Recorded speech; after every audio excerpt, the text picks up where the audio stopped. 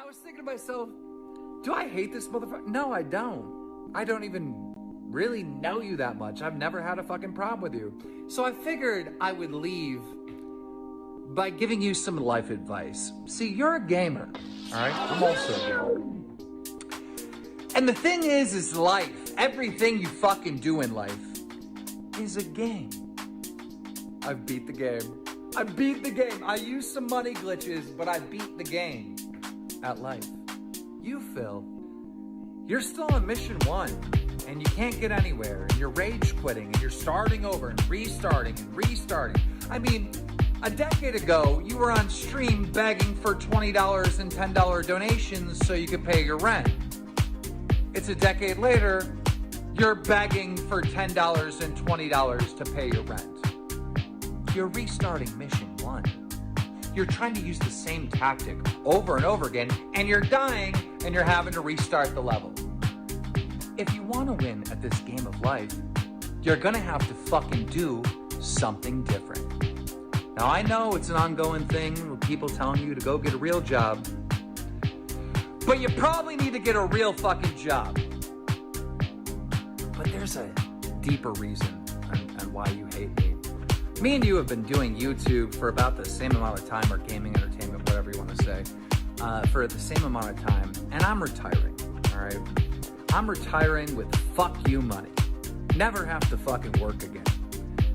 And you, having the same career, you know, doing the same thing, you know, online entertainment stuff, you're still begging for $10 donations and $20 donations to pay your electric bill, to pay your fucking rent, all right? I get it. I'd hate me too.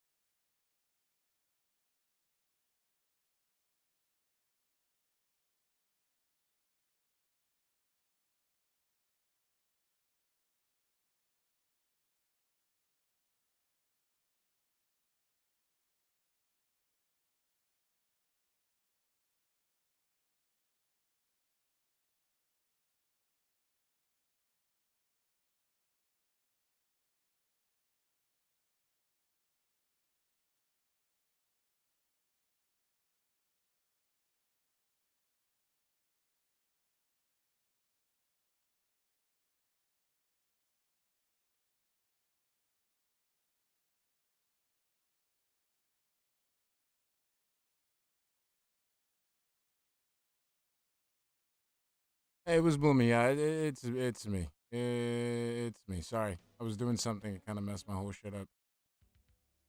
Uh, Something's up with my Steam Deck. None of my buttons wants to work.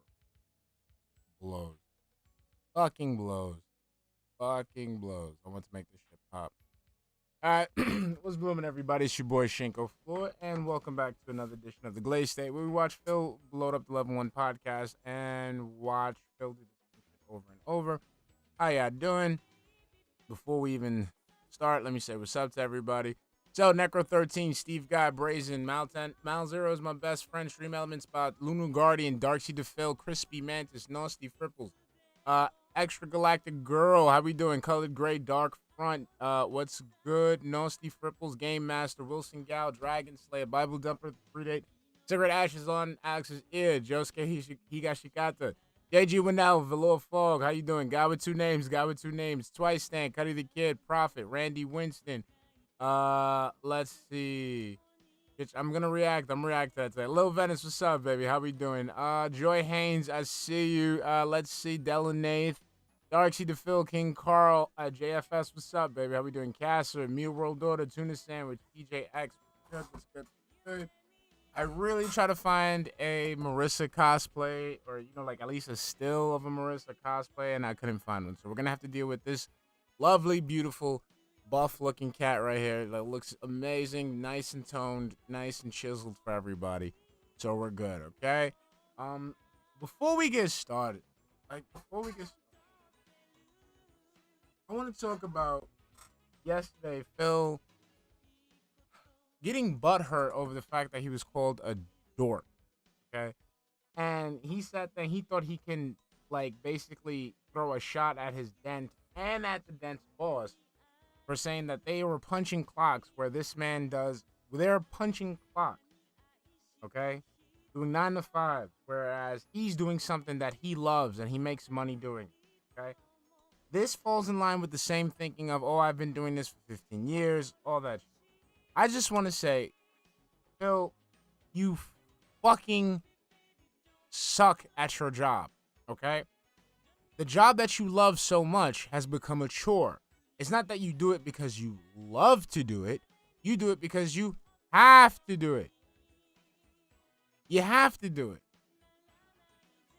Because you fucked up a job that would provide the greatest economic, the greatest financial and logistical freedom, and yet you treat that shit like a pedestrian 9 to 5. You clock in, you go through the motions, and you clock out. You don't enjoy what you do. There are no perks to what you do. You can't enjoy the fruits of your labor. Nor can you basically elevate yourself from the position that you're in. So that response was kind of disingenuous. It's disingenuous because it's like, bro, you sit there, you clock it. Like, we see it in your face every single fucking day. Right before you start the stream, we see the look on your face. You're not fooling anybody.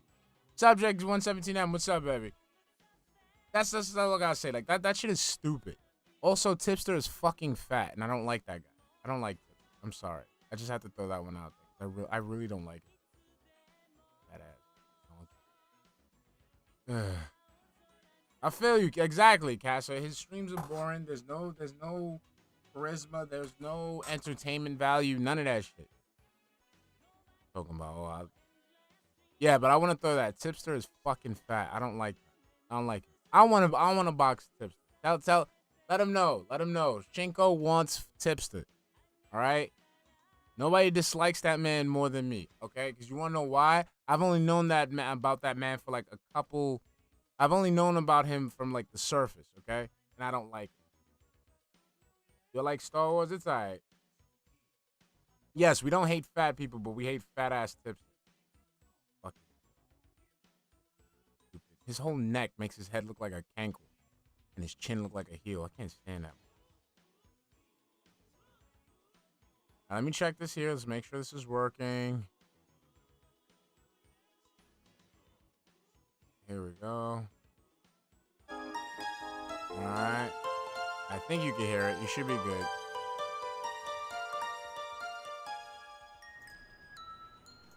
What is going on, everyone? Phil here, and welcome to the show. It is Tuesday, the 13th of June. He's a bag of soy. Another jam-packed day full of content here on DSP Gaming. Bullshit. An interesting day, to say the least. How are you all today? Hope that you are in a good mood and things are going well for you. Yes. If not, hopefully this show can turn things around and maybe put a smile on your face, or yes, maybe give you a by little laughing at you. That's interesting to you. I guess we'll see. Hopefully the entertainment factor is there. It's not there. I hope that you are ready for more gaming, because there's a lot coming today. A full day of gaming here on DSP Gaming, but not my last day of gaming for the week. This is an extended streaming week where I'm actually going to be here tomorrow as well. Woo! And so, I hope you guys are ready. Oh, yeah. So, welcome, everyone, and I hope that you're ready for a little bit of discussion. We got some good things to talk about today. Notably, first of all, pretty much all of the digital gaming events have now kind of wrapped up as of yesterday. Digital. And there's a lot to talk about there. Yesterday, I talked a little bit about the Xbox and the Starfield events. Yesterday was the Ubisoft Forward and the Capcom presentation, Capcom Showcase.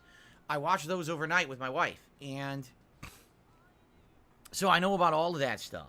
And I'm curious, what you guys would like to talk about this morning. If you have any particular topics from those two showcases you'd like to discuss or hear my opinions on. It's your fucking show. Just talk about it. Make a video. Excuse me. It's a separate video? Either tonight or tomorrow. Yeah, it's a separate video. For DSP Reacts. God damn. And that video is going to be essentially a recap reactions of the things that I felt were the most important during those shows.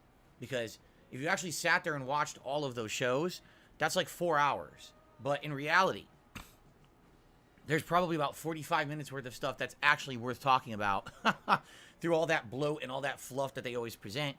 The thing that always gets me is when they do these online presentations like this, or they used to do these E3 stage presentations, and they're like, world premiere announcement, and then it's just a story trailer that doesn't explain anything about the game. Builds hype. Like, what essentially, they're just saying, hi, I'm making a game. Yeah, that's what it is. Like, okay, yes, you're a game development company. That's what you do. You make games. But if you don't have anything to talk about, concrete about your game, why even talk about it now? You know? That does drive... Dude, you know how many entertainment mediums do that shit? So, like, for TV example, for, like, TV and, like, streaming and web-based shit, they have this thing called upfronts, right?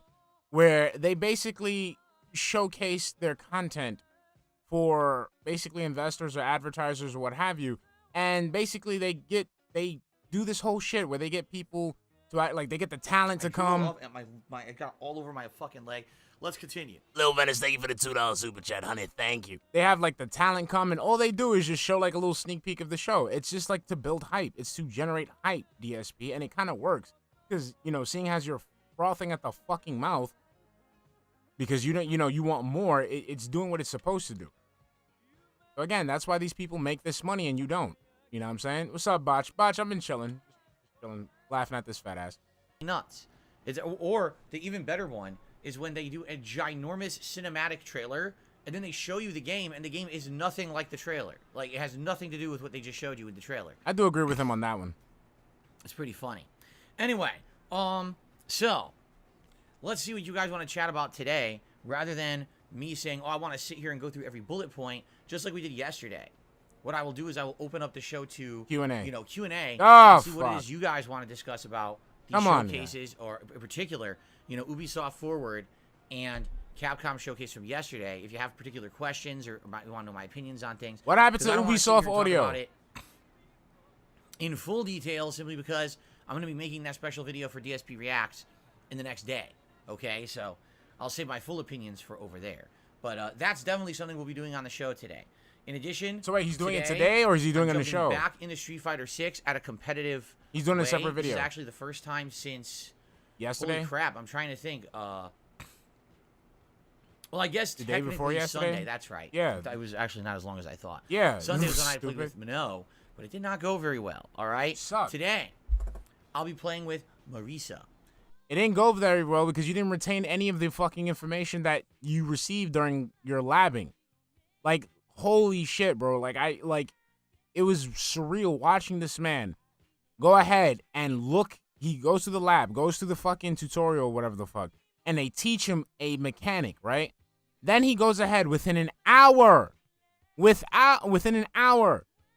his ass beat and complains that the mechanic he just learned isn't available for the fucking character. That's why you lost. You couldn't fucking retain any of the shit that you fucking wasted an hour and some change on. And I looked into Marisa overnight. I was looking for some tech videos, and the problem right now, particularly with Street Fighter 6, is that there's like data overload. Like, you go to look for content and you don't know who to watch. Okay. You don't know what. Mr. Fighting Game, professional fighting game, 4th place at EVO, you know, keeping grassroots of fucking Street Fighter alive. Why didn't you just lab with her? So you had the time to watch videos on what to do with her. You couldn't just spend the time and lab with her on your own so that way you won't waste your audience's time today?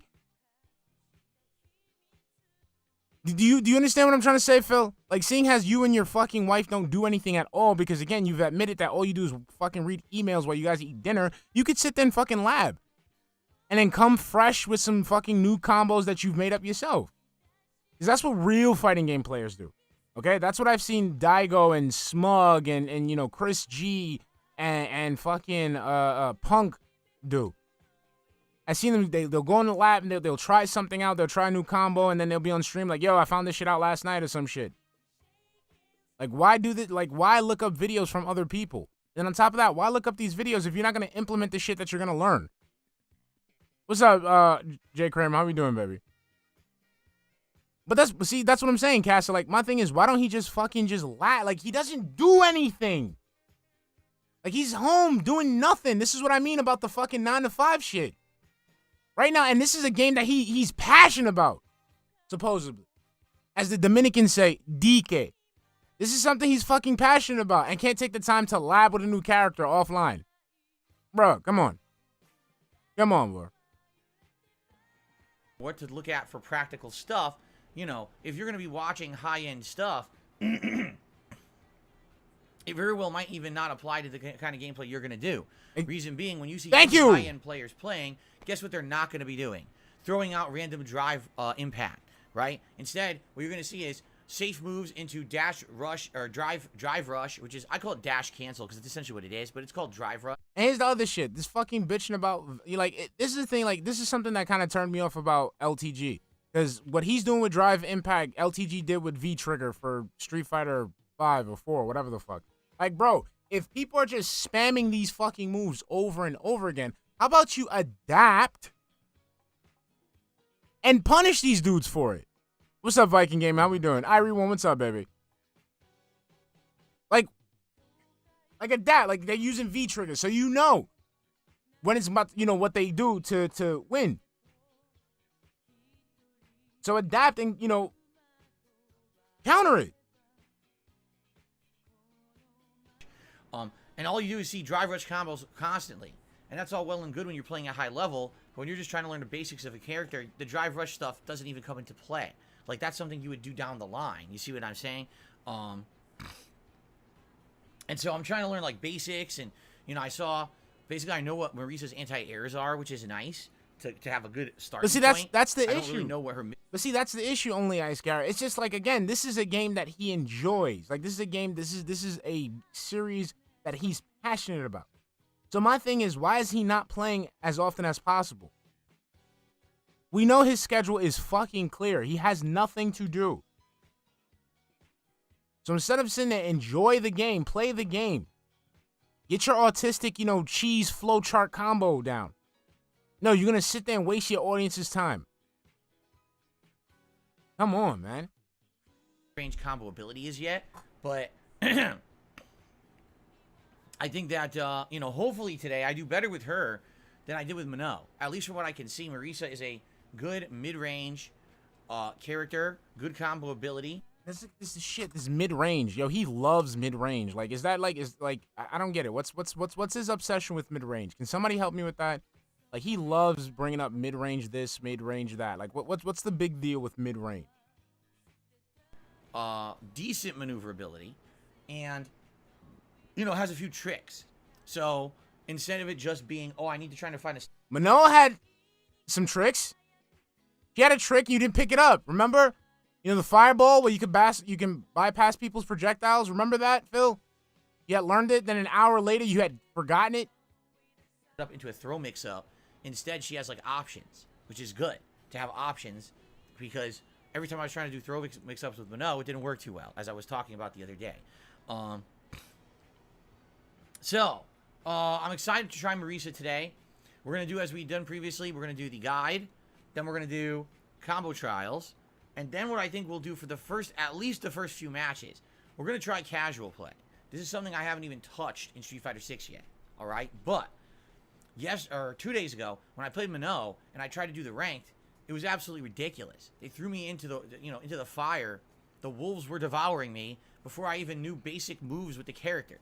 So it doesn't really make sense to be trying to do that right off the bat. I think we'll do a little bit of casual play, try to get my bearings, at least understand the neutral bread and butter stuff that I'll be doing with this character, and then jump into ranked, okay? So I guess we'll see as I play today how it goes, and hopefully I do better. Like, the truth is, what I'm trying to do as I play through the entire cast of Street Fighter 6, I'm trying to find the characters that I think are going to be characters that I want to invest more time in, all right? Characters like JP, DJ, so why I don't think I want to go back and play again. Just being honest, you know, playing with them once or twice is like, meh. You know, you got characters like maybe Honda or Minot. Maybe I'll go back and play them again. But characters like Blanca, Lily, Dalsim, I really enjoy, and I definitely want to play again. Because he was able to spam the shit out of So by doing this, I'm basically getting a listing of characters by playing the variety, you know, the whole roster, that I know I want to go back, and when I do these more open multiplayer sessions in the future, I'll say, okay, it was good, Money. I'm just chilling. An hour of this character. I just had to take a break from Phil. He was boring. I know which ones I want to play with more. Now, I will say this. It's absolutely funny because there is completely different attitudes towards my gameplay of Street Fighter 6 right now, okay? When I'm live on stream and I look at the stream chat and your guys' direct feedback when I'm streaming, here's what I see. You ready? Get online. Play online. Jump online. Why is he in guide mode? What is he doing in training mode? Get online and play. You've got to play online, play online, play online, play online. Okay? But then, when you read the comments on the videos, you see things such as, man, if only he had spent more time in training mode to learn more basics, to learn more bread and butter combos. But that's you fucking up on both fronts because, number one, when you're doing the fucking training shit, you don't even do it all the way. That's the thing. You waste time doing that shit. You don't go ahead and try to test yourself. You don't try to, go ahead and challenge yourself by using these fucking combos and shit. You just go through the motions like it's a tutorial, and then that's it. So that's what's boring. And then when you fucking get online to play, you can see that you didn't learn everything. So then that becomes boring. That's it. It's you fucking up on two fronts. Oh, shit. This is me fucking up on this front. Oh, I just fucked up. I just dropped my keyboard. To learn more standard things to do from neutral, he wouldn't be getting bodied online every match. He rushed out of training mode into an online ranked environment, and that's why he's losing so much. And it's frustrating because we know that if he just played a little more and practiced a little more before he went online. Nigga, who the fuck is getting frustrated? Who's literally watching this shit on demand like, oh my god. Yo, man, why wasn't he why would he train, man? If you would have just lived a little bit more. Who's doing that? Who's doing that, Phil? Literally. Seriously. He'd actually do better, but instead we've got a 3-hour session where it's 2 hours of him getting spanked and it's not very entertaining. Yeah, it is very entertaining because we get to watch you act like a bitch. So you want to talk about a difference in attitudes between the audience I have on a stream versus the audience I have on demand. It's complete night and day. All right, another change in attitude or difference in attitude that I can say is there's definitely been a lot of demand to see me do variety of characters because what people are saying is we want to see you play the whole cast and see which characters are more your forte or more to your liking. Others are saying you're already screwed. You know what? Hold on. I gotta make a new, I gotta find a new, hold on. Because every time he tells about, yo, we. I'm hearing people talk. I gotta put a new soundboard for this wee shit. Okay? You've literally already messed up because what all the top pro players are doing is they've already selected their 1 or 2 characters that they want to play with, and they've only been focusing on those characters for a week and a half to 2 weeks since the game's been out, and they're going high level. They're doing all the drive cancel combos. They've got all these high level strategies worked out. You've only played each character once, and then in the case of Blanca, Dalsim, and Lily, you've played them, 3 times each, but only like an hour each time. So you've got like 1/20th of the experience of those who are actually trying hard to get good at the game, and you're never going to be able to hang in the game because of that. Okay? You gotta get good. Get good, you bum. Now here's the thing. I can understand like both sides of this reasoning. On one side, I'm a streamer, I'm a content creator, I'm a variety streamer, by the way, and I'm out to entertain, all right? I need to be able to entertain an audience and listen to what that audience wants and give you what you want, correct? And I feel it's entertaining to see me try the different characters. Even if I lose, at least you're seeing Phil, stop. You can't even give your wife nor your ex-girlfriend what they wanted, okay? Don't even try. Just get on the fucking game and play. That's it. Stop bitching. Stop creating these little weird scenarios where it's tough for you to play the fucking game. Just play the fucking game. Play the fucking game. That's it. Variety of gameplay, correct? Because let's say, for example, day 1 I started with Blanca, and I liked Blanca, and I decided I wanted to play more Blanca. Imagine if, since day 1, I've only used Blanca and 2 other characters, but I mostly just play Blanca every single time I play online. Now, what would you have seen? you probably would have seen higher level gameplay.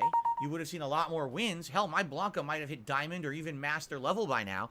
And you would have seen some crazy, you know, drive cancel combos and things getting better and better because I'm using the same character for an extended period of time. Probably I would have gotten better at countering drive impact and things like that, right? But you would have seen tons of Blanca. Niggas. I cried laughing when I read it. You know what I'm saying? As of today, now that I'm going to play Marisa today, this will be 9 characters that I've played. That's half the cast within a 2-week period. That's pretty darn good, I would think, especially for a competitive game like this, to be able to say, hey, I've actually tried out half the cast of the game so far, I think is a pretty good accomplishment for me covering the game. No? No. And again, it's not, oh, I just went online and mashed buttons. It's I actually tried You to did. learn No. strategies and moves with these characters. You do mash buttons. You do. We can hear you mash the buttons. We can hear it. We can hear it. Okay? We can, this is what we hear, Phil. This is what we hear. This is what we hear. Come on. I hit it. Come on, man. It's just drive impact. Come the fuck on. That's what we hear, Phil. That's what we fucking hear. All day, every day. Every Street Fighter stream. No matter what Street Fighter it is. Super Turbo, Third Strike, fucking Street Fighter 4, Street Fighter 5. I'm telling you. This is what we hear. All the time. I dropped my input.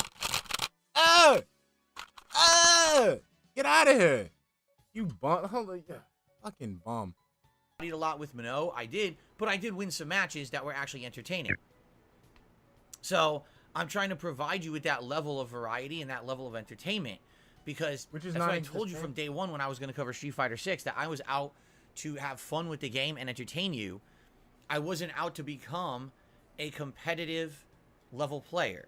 And I think that's where a lot of people's mentalities have changed when it comes to fighting games. It seems like for most people online, in particular who are covering these games, it's either you're getting competitive or you're not playing. That's it. I do feel like this is a huge thing in the FGC. Like, if you're playing Street Fighter 6 but you're not attempting to get competitively good, then you're either wasting your time or you're not worth watching. I think that's ridiculous, okay? This mentality came about back in the Street Fighter 4 days when content creation was becoming prominent on the internet. Yeah, people are trying to get their name out there, so they're competing to be the best FGC player. That's it. That's it, bro. This whole fucking, oh my God, you know, we got to stop with this edict. It doesn't work like that. It's a fighting game. Competition is key. It's key. 13, 14 years ago. And when Street Fighter 4 came out, okay, the mentality was thus. Well, here's all these pro players playing Street Fighter 4, but it's not particularly entertaining to watch. It's informative, and it's interesting at a tournament level to see the high-level strategies. But it's just not that entertaining. The commentary that these people were adding wasn't funny or interesting. It was more, informative. Okay, it's and kind of like worked, and it worked. It was informative. That's it. Some people find information entertaining. I like information. I like learning new things. Learning is entertaining for me, Phil. I know your thick head can't process that, but some people like information. Back in the day, how I approached content was different than other people. When I started doing my playthroughs on YouTube, they were meant to be entertaining with improv commentary. They weren't walkthroughs. They weren't meant to be, watch this video to learn how to play the game. Can't stop, won't stop. Beg, baby. Watch this video to laugh and have a good time. That was the difference between what I was putting out and what everyone else was. Okay, and now what do we have? Okay? Back then, you were cracking jokes. You were having fun. You know what I'm saying? While these people were getting competitive. Now these people are getting competitive. They were honing their blades in the form, they were honing their controllers or or their Fight 6 or what have you. And they've progressed while you're still stuck on level 1, mauling about these people who have surpassed you. There you go. Ice, what's up, baby? So when I approached Street Fighter 4, I wasn't approaching it from the standpoint of, I need to educate the masses on how to play this game at a high level. Instead, it was, how do I mess around with this game and make entertaining content for my viewership that people are going to enjoy and want to come back? So I did Dan Madness, Blanca Madness, Ryu Madness, Balrog Madness. These online... Did you have any creativity? Okay? Blanca Madness, Balrog Madness, Dan Madness. You couldn't say, Blanca Bedlam. Dan Disaster. Something, man. Your marketing sucks, bro. Sessions where I would pick a character and play with them for like 2-3 hours and pump out a bunch of, content. And then move on to another character. What's up, baby? I didn't just focus on one character. I was all over the place with the game trying to showcase all the different things that different characters could do. Now, the funny part was I never really played most of those characters at a high level. Absolutely not. I would actually say it was mid to low level, right? But the funny part was my coverage of Street Fighter 4 back in the day got more attention and viewership than the pros. And the pros got pissy with me and actually started to hate on me because my content was more popular than theirs, and they were trying so hard to get competitive at this game, and I wasn't. I didn't give two shits about being competitive at the game. I was just... And look where you are at now. Look where you're at now. Look, you weren't even trying, and you were just fucking blasting these motherfuckers out of the content creation sphere, right? And look what that got you. Where's your fight trophies at? Where's your awards? Where's your accolades? Is it behind that dusty ass Blanca shirt? And can you lift it up so I can see it? I don't see anything to show for that shit that you're talking about right now. Looking to put a smile on someone's face and give him a laugh with my commentary when I was winning or losing. Oh, suck my dick, fucking fake ass McDonald's. Yeah, I just want to put a smile on your face. So that's why there was so much shit talk, and there was so much kind of people say, "Oh, he's so toxic." No, it was supposed to be funny, and it was. People laughed at that shit and found it very... No, like retarded people laughed at that shit. I'm sorry. Like I'm sorry to any former DSP fans. Like I said, growing up when DSP was white hot, when this shit was white hot, I never saw the entertainment in just watching a guy fuck around with games for a while. I never saw it. I'm sorry. So, very funny and entertaining back in the day. Today, oh, it's so toxic that someone would talk like that, right? So, I don't really do that anymore. Yes, you do. Only because attitudes have changed. Mm-hmm. People don't seem to get that joke anymore, which is kind of sad when you really think about it, that things have changed so much. No, it was never funny. Like, this is something I try to explain to my son. Like, that type of humor, that type of negative, toxic, hostile humor is not funny. People find it annoying, and people think that you're trying too hard. So, yes, people are going to talk shit about you. You tried so hard to be funny, so you went ahead and said shit that was out for shock value. It's annoying. It's annoying. Even, joke around when you're playing online. But that's just how it was back then, okay? Now, things have obviously changed. I am not... Yeah, you have no friends. You're in a relationship with a woman that doesn't love you. You don't have any of the, fan base that you had before. You're not making as much money as you were before. So yeah, shit has changed. Prominent content creator anymore. It's funny because when I say that, people say weird things like, no, I'm not. I'm not popular. No, guys, that's the videos true. I put out barely get 1,000 views. Exactly. You understand that? Yes, right? yes, I totally Even understand that. for a big playthrough, half the time my videos don't get 1,000 views. Yeah. I don't get anyone. That's fine. Any viral crowds watching my stuff. If anything. Nah, because what happened with the Legend, the Legend of Zelda, Tears of the Kingdom. You got crowds watching your stuff. You had lots of crowds watching your stuff, and you just got pissy because they were making fun of you because you're a loser. I mean, that's what it is. It's just you were just insecure of the fact that you were a loser. So you couldn't take that viral popularity and do something cool with it. You had to sit there and bitch like a weirdo. Always for a bad reason, a negative reason. It's for something stupid that I didn't even do or is taken out of context because people just want to be toxic about me. So wait. So did you not think that you can outrun lightning? You did do that, right? That was the context was fucking lightning was passing by. You had metal armor on. You try to outrun the lightning and you ran into a fucking rock. White Race, what's up, baby? That's the context. Your dumb ass kept getting struck by lightning. And then you got mad. Like, you got mad at, Like, it's not even like a game thing. It's just fucking science. You got mad at science. You got mad at the fact that lightning is attracted to metal. I've come to terms and grips with this reality. You understand? The only thing you come to terms with, and grips with is your dick. The truth is, though, I still enjoy what I do. No, you don't. I know that I have enough of an audience. Oh my enjoys God. what I'm doing. Yes, as long as he has Ryan, everything will be okay. Okay, Ryan will save the day. Ryan will kiss the boo-boos. Ryan will meet the Vescals. It's all Ryan, okay? It's all on Ryan. As long as Ryan's around, everything will be A-okay. You feel me? That I'm going to keep going, and you guys support me enough Ryan, that you allow me to keep doing it for a living. Yeah, Ryan. So it doesn't matter that I don't have a giant viral group of people watching. So shut the fuck up about it. Okay. Like, no exaggeration. When I used to do the Madness series of Street Fighter 4, those videos each would get thousands upon thousands of views, and I'd put out 30 of them in a session. So I'd be getting, in one session of Street Fighter 4, several 100,000 views. Okay, who cares? Who cares? Who cares about these fucking metrics? Who cares? I barely get that in a whole month now on YouTube. You understand that, right? Yes, I do, because you're shitty. So things have definitely changed over the years, all right? But I realize that my audience is not a competitive Street Fighter audience. Most of you who are here, all right, are here to be entertained and have fun with me. Now, would you enjoy to see me get better at this game? I would assume so. I assume you don't want to see me just flub it and suck constantly for the rest of the lifetime. But just like your wife on your day off, like, you do suck. That's the thing you don't understand. You do suck. Just understand that. This game, and by the way, this game likely is going to have legs because it's being so well accepted here at launch.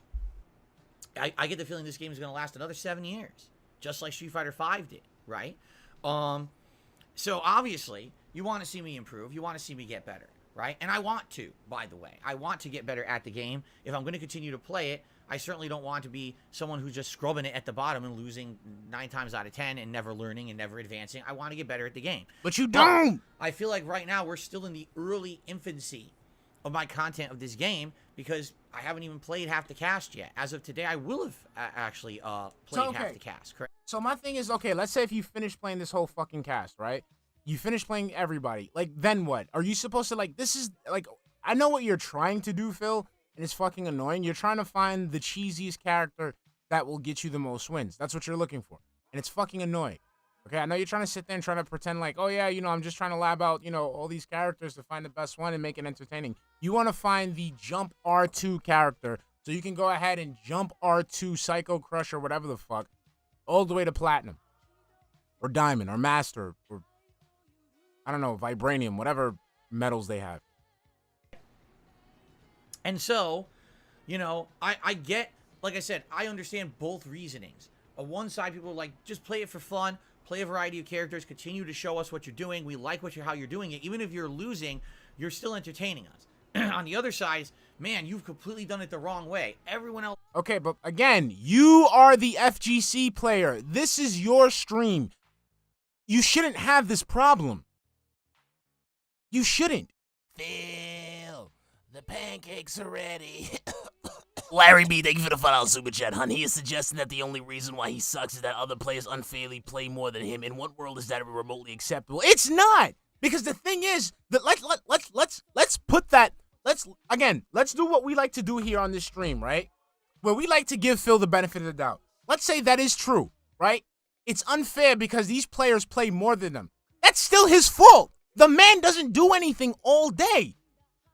So he could be playing as much as these people, but he chooses not to for some weird fucking reason.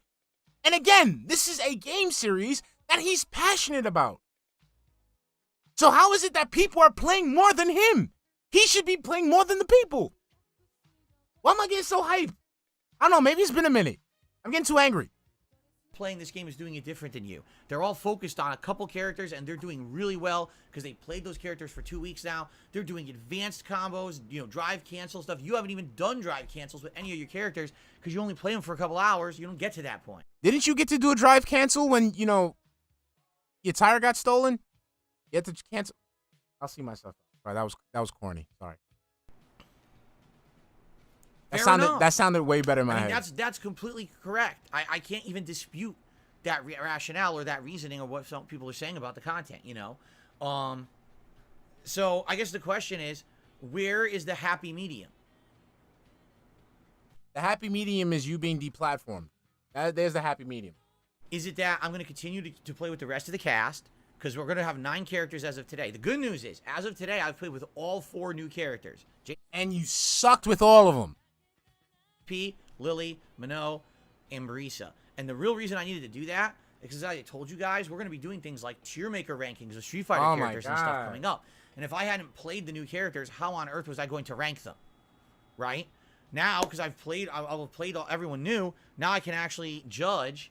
I can't wait till I get Street Fighter. Hey, what's for up, myself, and we can actually do events like that, which will be quite fun. You know, the tier maker stuff's great. Like I said, I want to get Street Fighter. Like when I got Capcom fighting game collection, I still play it. I still play it. I like playing I like playing Vampire Warriors. You know that one.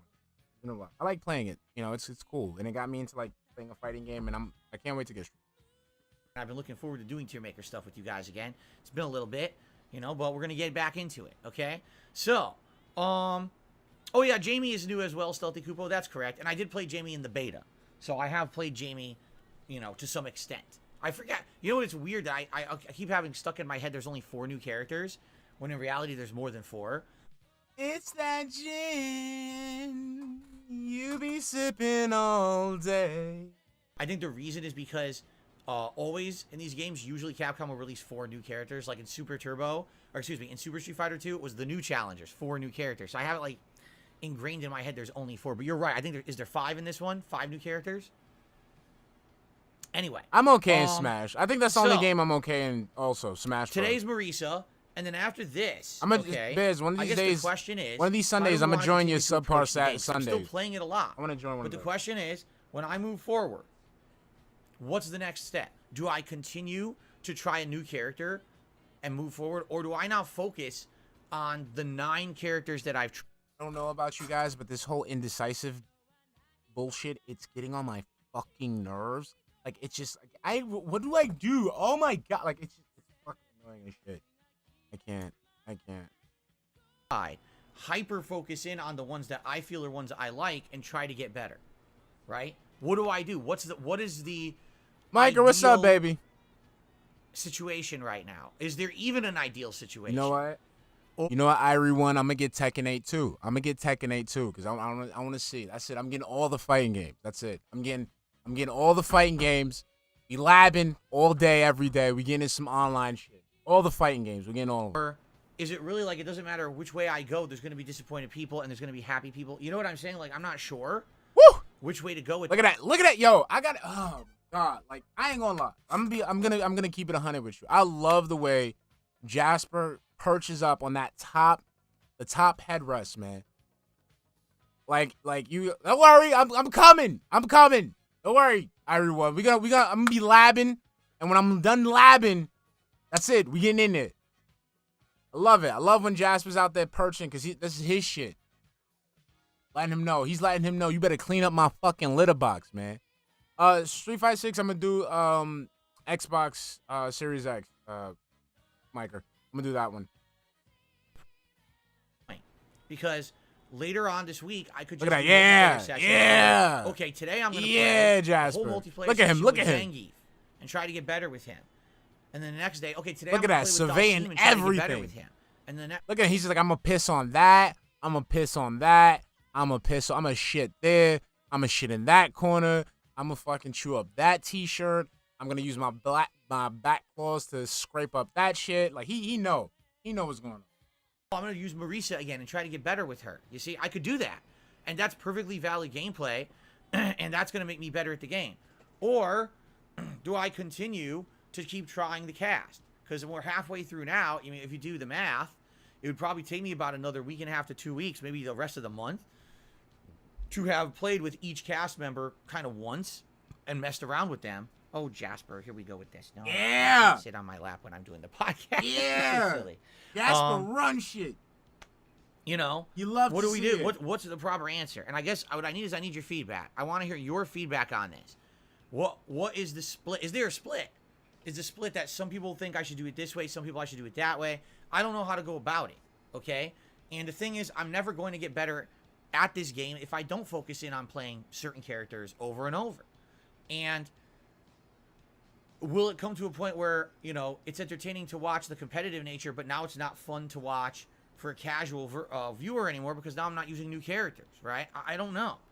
I really don't know at this point. I don't have the answers. But it's interesting that I'm seeing this split amongst my viewer base, that especially the stream viewers seem to... Oh, come on. Come on. I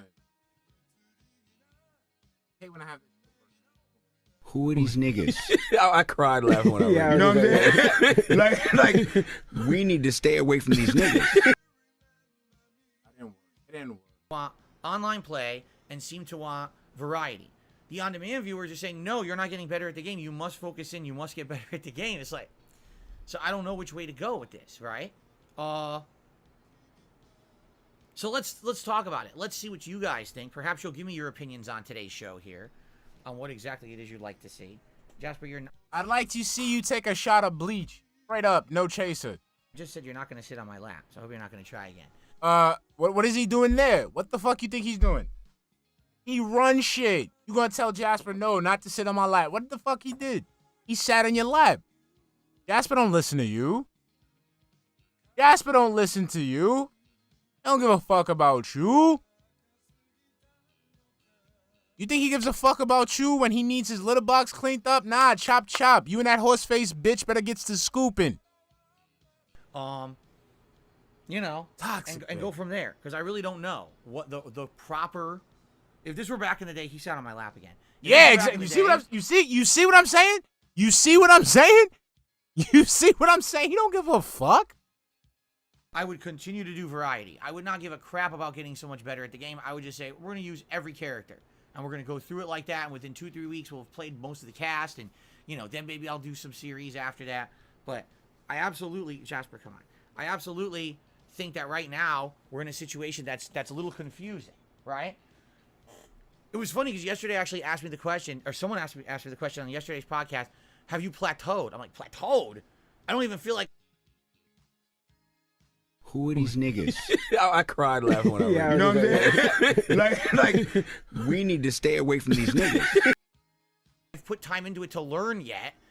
Outside of incredible basics, how can you say I've plateaued? Like, that's crazy. Like I said, am I even actively parrying yet? Not really. Very little. Have I done drive rush yet? No, I haven't. I haven't even learned how to basically counter. That's drive your impact fault, yet. Piggy. How could I have plateaued with my skill level? That's crazy to say.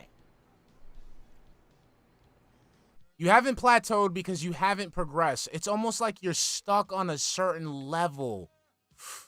I really can't, I can't put my finger on it, but it really feels like you're just stuck at a certain level, so that's why you haven't been able to progress to plateau.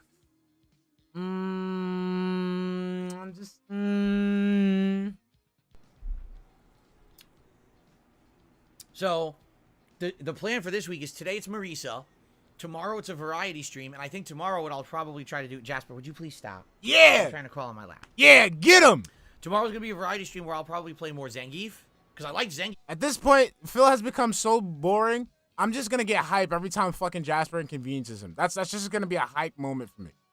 Like, every time Jasper inconveniences him in the slightest, I'm just going to be hype. The other day, and I was getting better with him. Plus, I watched, like, one video of Zangief and already learned a few strategies that I think will be good to implement in future gameplay, okay? Yeah, you learned that if you spend extra money, you could take off his pants, you weirdo. Probably more Zangief. More Minot, which, yes, I want to try Minot, but the problem is I can't find tech for her that makes sense, because the high-level tech is too... The high-level tech for Minot is, like, so much drive rush stuff, and the drive rush stuff is something I can't do yet till I learn the basics. So, I'm not learning watching the high-level Minot videos because it's too much, oh, do this insanely advanced tactic that mixes up a high-level player, right? So why don't you look up, like, a Minot for dummies? Like, don't they have that? Like, Minot for beginners? You know, for those who don't know Minot, like, they don't have something like that? Like, nah. I'm just, like, why are you going for the high-level tech shit and making excuses why you can't do shit if you haven't even tried the beginner shit? I mean, like, my thing is, my thing is,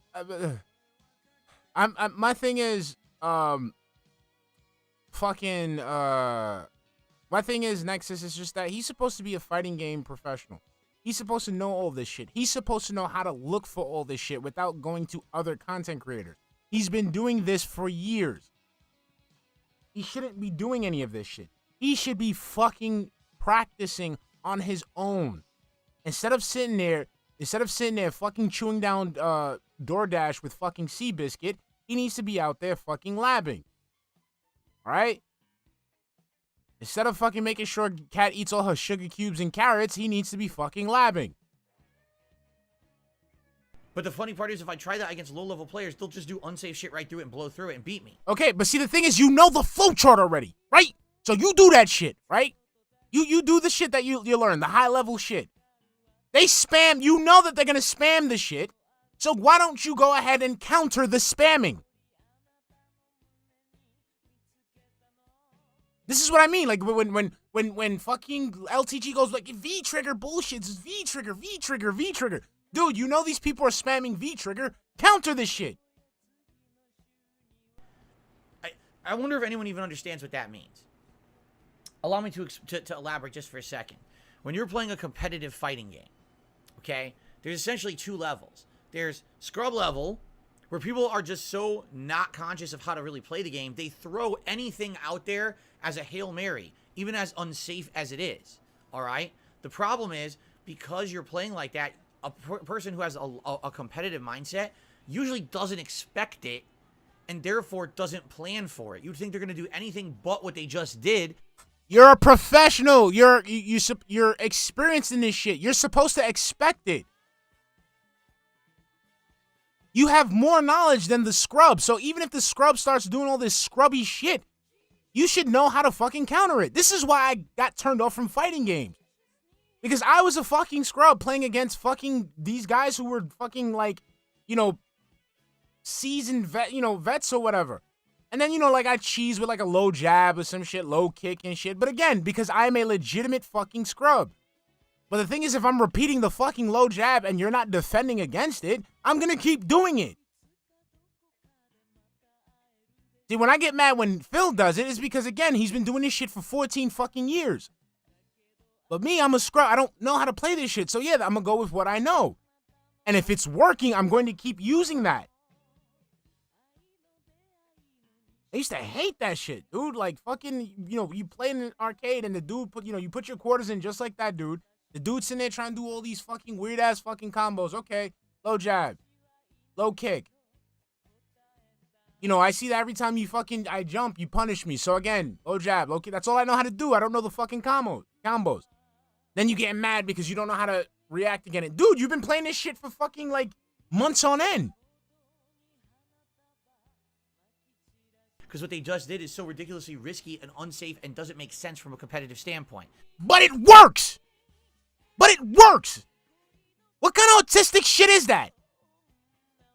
Like, no, you're supposed to, when you're playing a game, this is shit, same shit with fighting. Like, when I used to get into fights, and then people used to fucking, like, get upset because I would grab a dude and slam his ass on the fucking floor.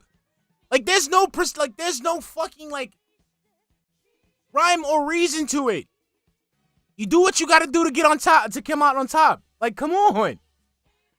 So it's funny, when you're a higher level player with a competitive mindset, you can actually get thrown for a loop by a noob because the noob isn't thinking the way you are. Exactly. The noob isn't doing it the way he's supposed to do it, so that way you can win. That is such fucking baby bullshit. And this is why Street Fighter, back in the day, was on the decline. Because you had people like yourself, dumbass man babies, who thought that the game was supposed to go their way because they did the combos that is supposed to work for them, and it didn't, and they start bitching and raging and fighting and all that shit. That makes no sense. No. The reason why I lost because you were doing things that you were supposed to do. Motherfucker, how? I'm playing the game. I pushed the buttons to do the attack to make you lose the health. I'm playing. Understand? But then, when you're playing high level, people tend to be way more conservative with the amount of things that they try to do, and they're not going to throw out giant Hail Mary reversal level 3 supers. Okay, so then the high-level players are supposed to do shit to let you win. Do you hear yourself, Phil? Do you hear yourself? So these high-level players, okay, you can't win against noobs. It's better to play against pros because pros will do shit that will allow you to win. Does that make any sense, bro?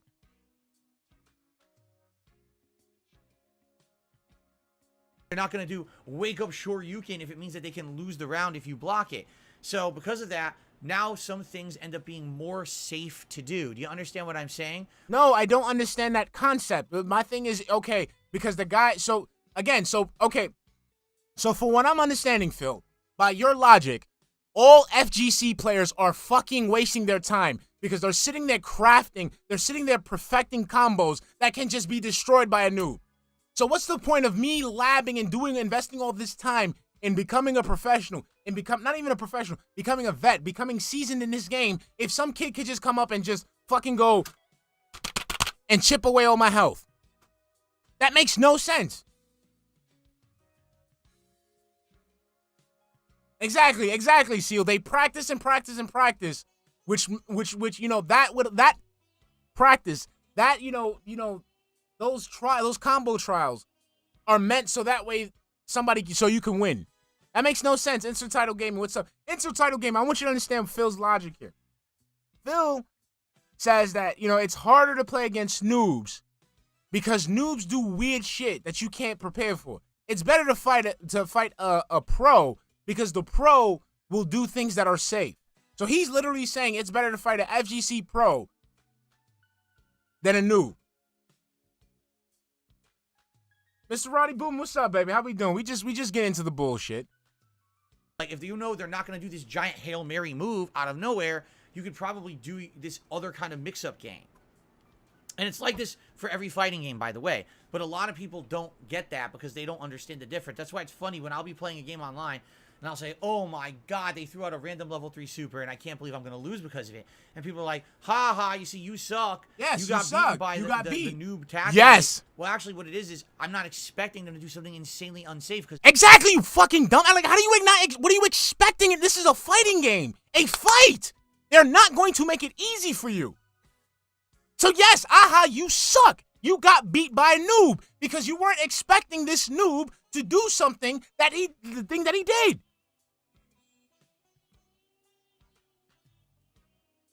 I block that, I win the match for free. So why would they do it? And then you don't think they're going to do it, and then they do it. Okay, but see, that's costly. See, the thing is, that's not okay, Phil. So that means in a tournament, a noob can go up to Eva and just wash all you motherfuckers out because you guys are fucking expecting shit for you to win. Remember, this is why fighting games were on the decline, because you had weird fucking incels like this making up arbitrary rules so that way they can win. You could get beaten by that.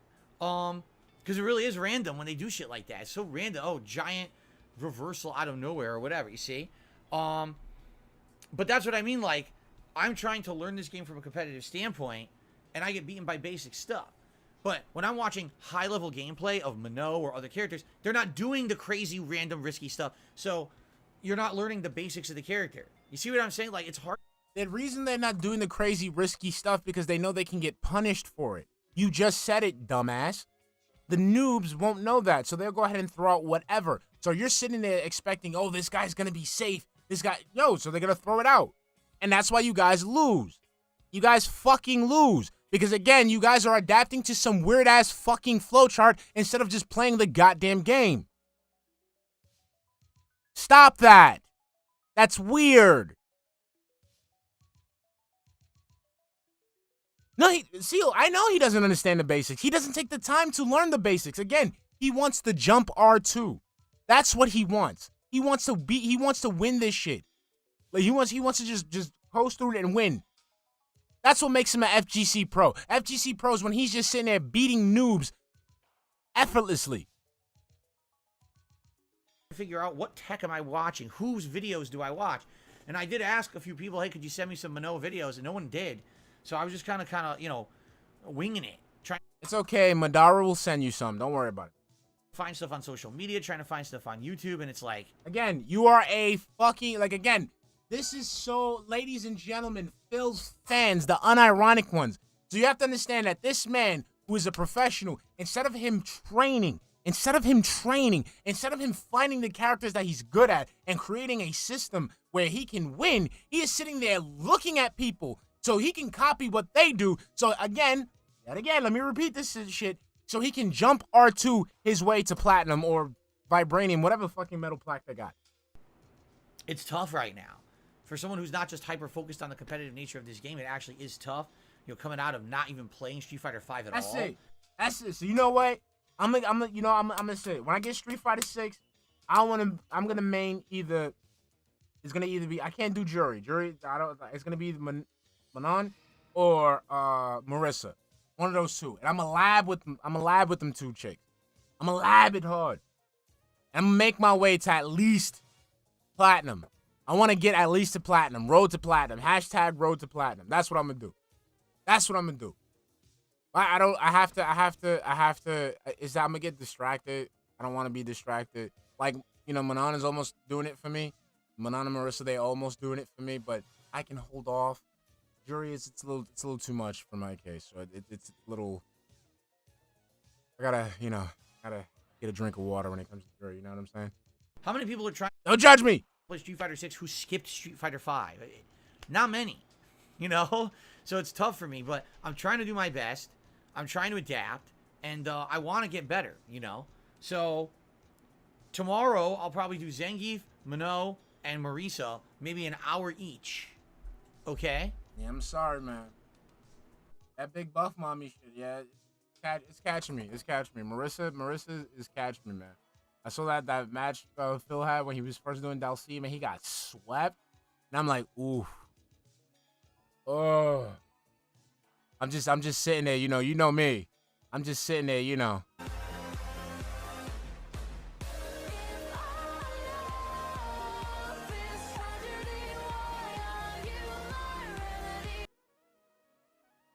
If I look right now, might I find a Jury wallpaper on your PC? No, you will not find one. What you will find is a purple. I think you guys seen my wallpaper before. It's just like a purple. It's like a purple wallpaper with the chick wearing a purple tank top with the whole sleeve, and it's like pop art type deal. I don't have a Jury wallpaper. I would have like. Because I've seen some Jury wallpapers. I don't think that's safe for me to have. I need something very respectful. Something very, very respectful. Yeah, see, Chun-Li's too good. Like, Chun-Li's too wholesome for my taste, okay? She used to be where Jury used to be, but now she has become more mature, and I can't Derek up with her. I can't Derek up with her. But I could do it with Jury. Mandaree! What's up, baby? Then next week, the question is, what do I do? That is the question. Do I go back to characters like Blanca, Lily, Dalsim, and play more of them? Do I continue to play with Zangief, maybe Minot, No, Mr. Roddy Boomer, you go for the psychos. Marisa. I don't know how Marisa's going to go today. If I like Marisa, I want to play more. I'll have to see. Or do I continue to try new characters? Because I can't do both. That's the thing. With the time constraints I have, I'm not just playing Street Fighter 6 non-stop like a lot of these people who are playing the game and trying to get better at it. So because I'm not playing it non-stop, that means that I have limited time. And the question is, how do I use that time effectively, right? Would you prefer to continue to see me to try new characters, but that means that I'm not going to get better at the game immediately? Or would you like to see me just start picking on those characters that I've used already and try to get better with them? So that's really a key factor. Jenna with the Kool-Aid. Moving forward, all right? Let's talk about that today and moving forward. Oh, she knows. Coverage, okay? She's right here. Hold on. You think, okay, guy with two names, you don't make me, but I'll put her on. I'll put her on, guy with two names, and I'll let her voice her disappointment. Don't make me do it. She's right. I could go get her right now, guy with two names. Don't make me get on the stream to voice her disappointment between, you let her down. So there we go. Let's see how it goes. Let's see what you guys have to say about that. But today I'm excited for Marisa. I hope I learn. I hope I can do well with her. I'm good. I'm safe. My Derekness. It's already out in the open. I'm transparent with my Derekness, okay? And my Derekness isn't as Derek, as other people. So I'm good. I'm just saying she was a little disappointed in a couple of the boys. That's all I'm saying. I need a character, another new character to add to kind of the repertoire that I get. I think Zangief is good, but I don't think that he's going to be top. Like I said, all I know is when Riot gets on the stream, it's over. Like, when Riot gets on, it is over. Like, it is over. Like, she's hopping on for Riot. She's hopping on for Riot. In this game, I just don't see it. With the way that they've built this character, seems more like he's a character that needs to capitalize on the opponent. It would be the psycho way, but it'd be worth it, Mr. Boomer. Strategies for himself, and that's really reliant on an enemy who doesn't know how to face him. While it seems like if someone really knows about what Zangief's capable of, he's gonna have an insanely rough time getting anything going. So, what's up, Claydale? How you doing? Okay. So there you have it. That's Street Fighter 6 coverage coming up. I have one other quick thing I want to talk about before we move on to shout outs and the like. There is a big issue going on with PayPal right now.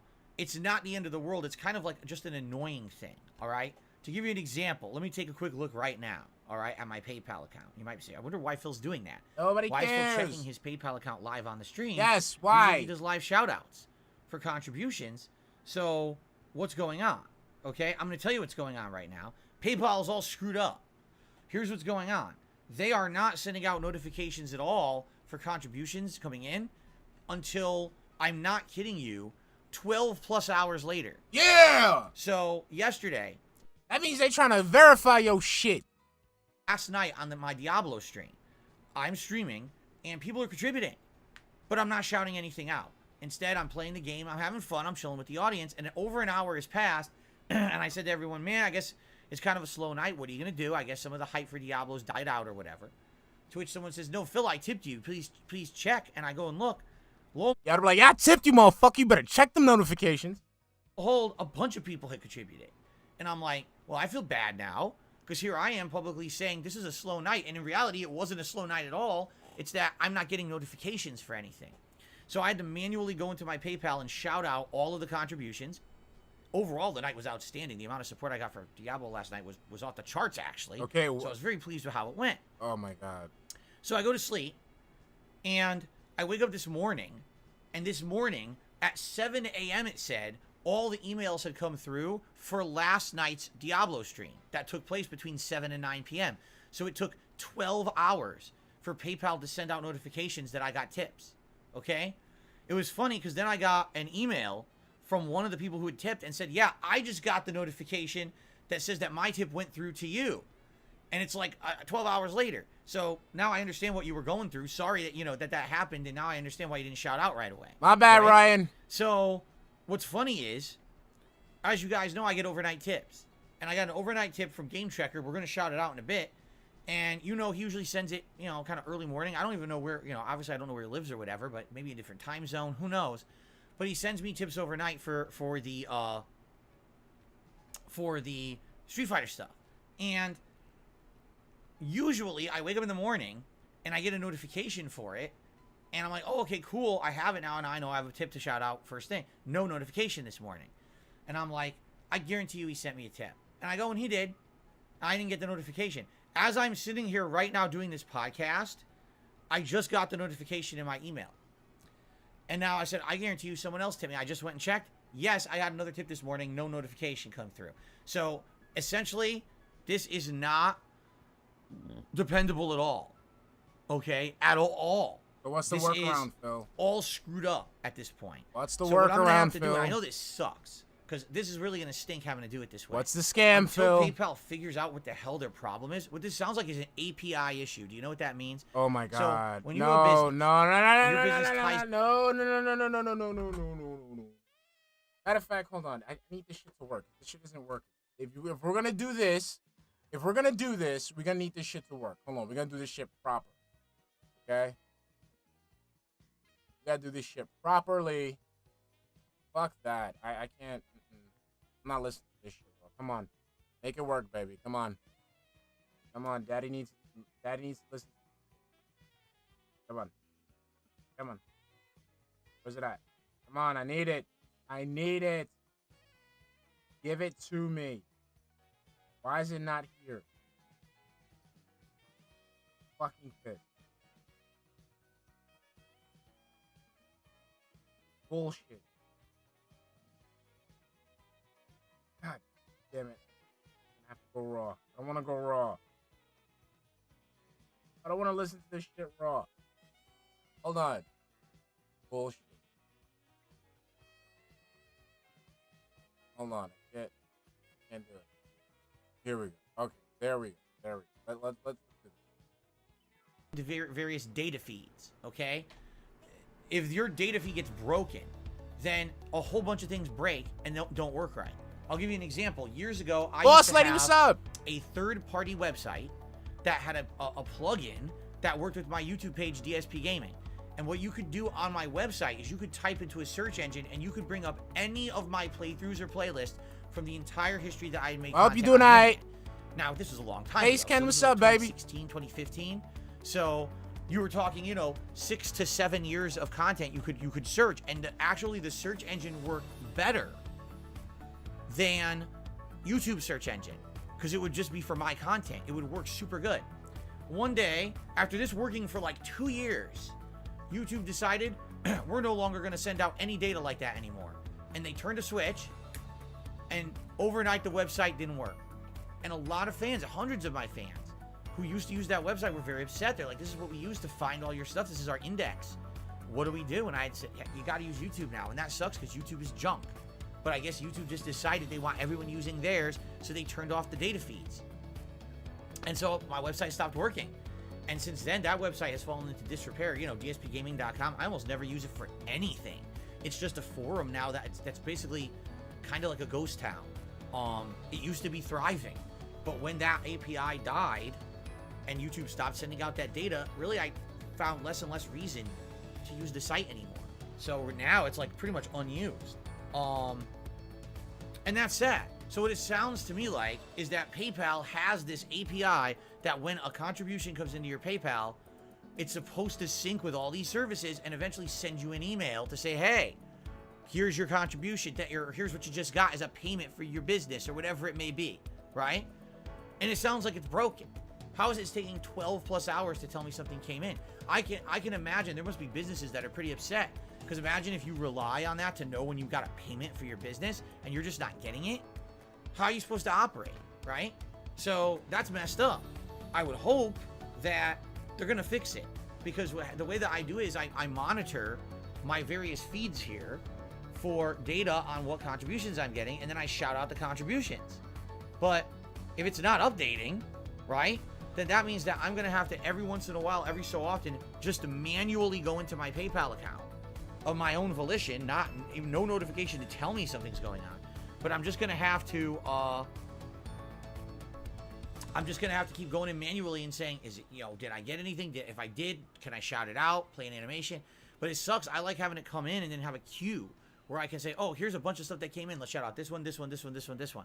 But apparently I'm not gonna get any kind of notification for anything. Case in point, today might be rough because I'm playing competitive Street Fighter. You know what happens once I go online. Once I go online, I just get tunnel vision into competitive Street Fighter. I want to get right to that next match. I want to keep playing, right? And because of that, it essentially makes it that I forget half the time to shout out anyway, even when I have the notifications, right? So now imagine me, I have to remember to manually start checking, right?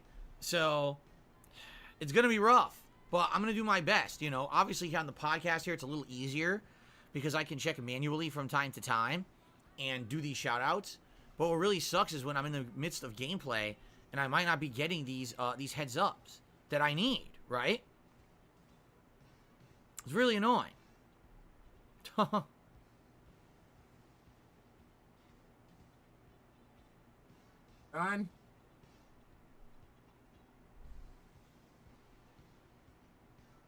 We're done.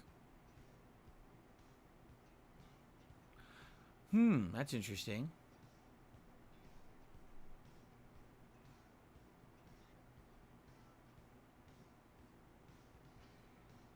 Would you like to share with the rest of the class? That's interesting, and I think Slayer's gonna be pretty upset. So scam. Scam. Who you scamming? Come on. Yeah, I think Slayer's gonna be pretty upset. Nah. I don't know how this is gonna work, but as you know, I do private react videos. And basically, the private react videos are different every month for different people. We know Slayer that. Always seems to have me do private reacts about K-pop. Okay, and this month was no different. I did the private react videos Sunday night, and the private react that I did this month was interesting. I was reacting to a documentary about K-pop that was on YouTube, you know, a while ago.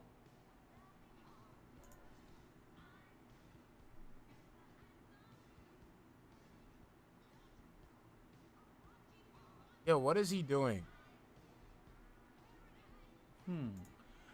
Yeah, hold on. Let me refresh here. Yo, I swear to God, if it's some shit where it's like, where this happened, he can't do a video because it's been blocked on fucking YouTube, I'm gonna be so fucking pissed. You know what? Out of all the dents, even though I make fun of them and they're still fucking dents, Slayer is my favorite.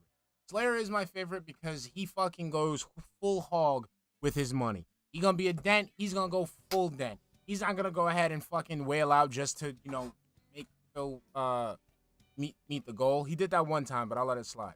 He's not just doing it to own the haters. He does it because he wants something out of DSP. And he gets his money's worth when he tips DSP. So if he's scamming Slayer, I'm gonna be fucking pissed. Live, like literally live.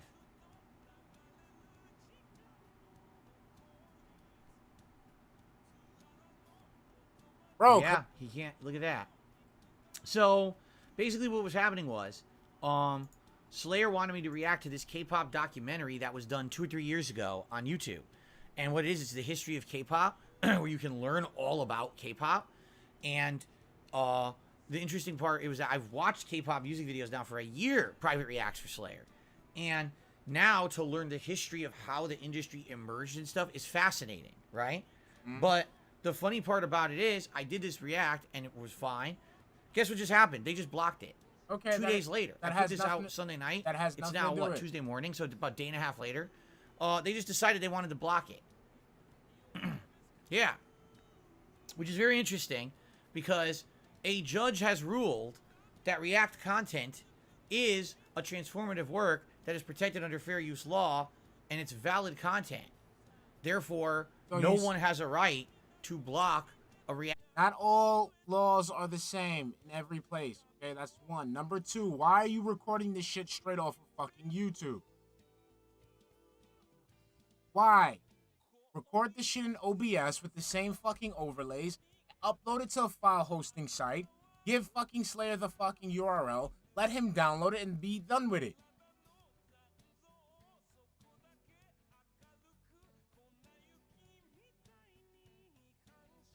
That makes no fucking sense. That is a legitimate fucking scam.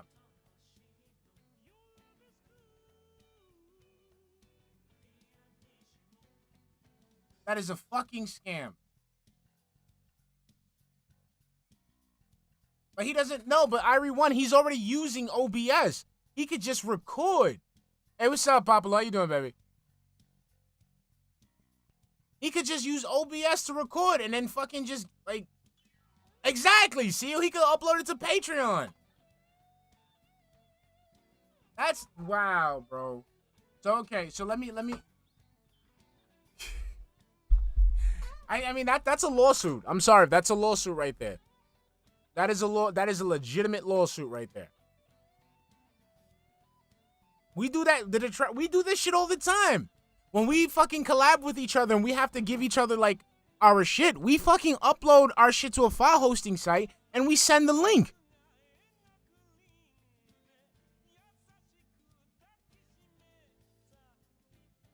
Piece of content on YouTube at all.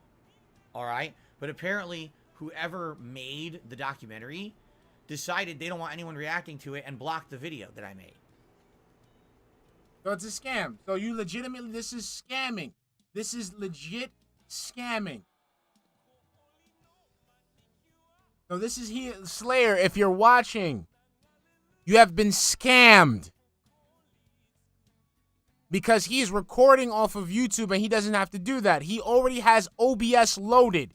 You want to know why we know he has OBS loaded? Because he still has DSP Reacts on the fucking logo over the Slayer's private video.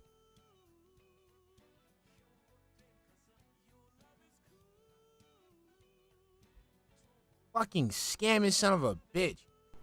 So they really have no legal right to do that per U.S. courts, but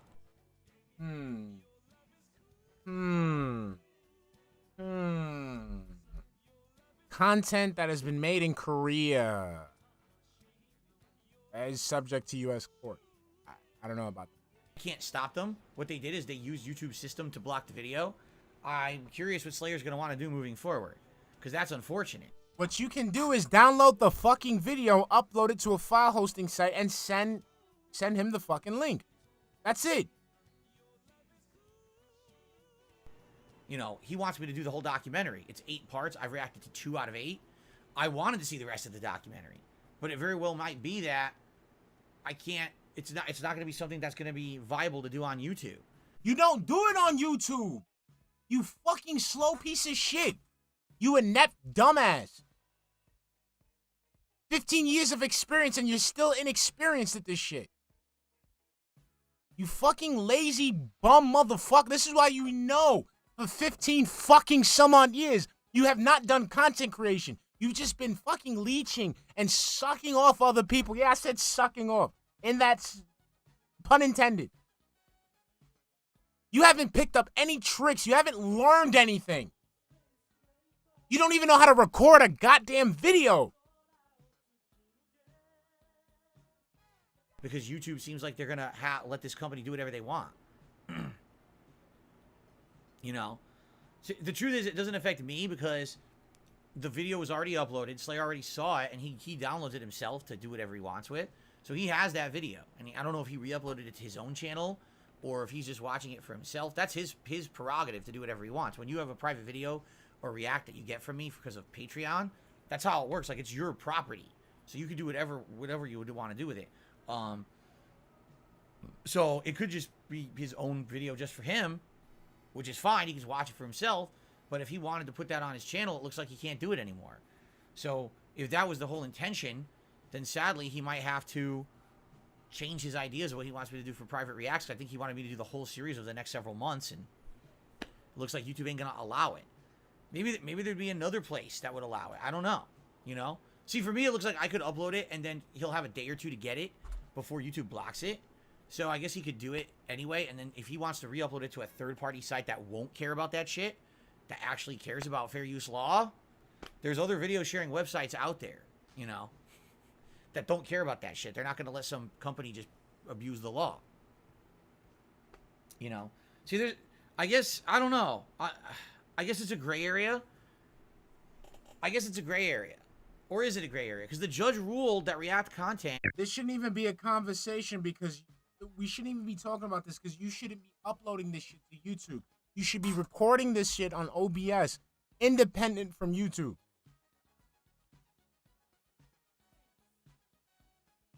Was valid and was considered fair use.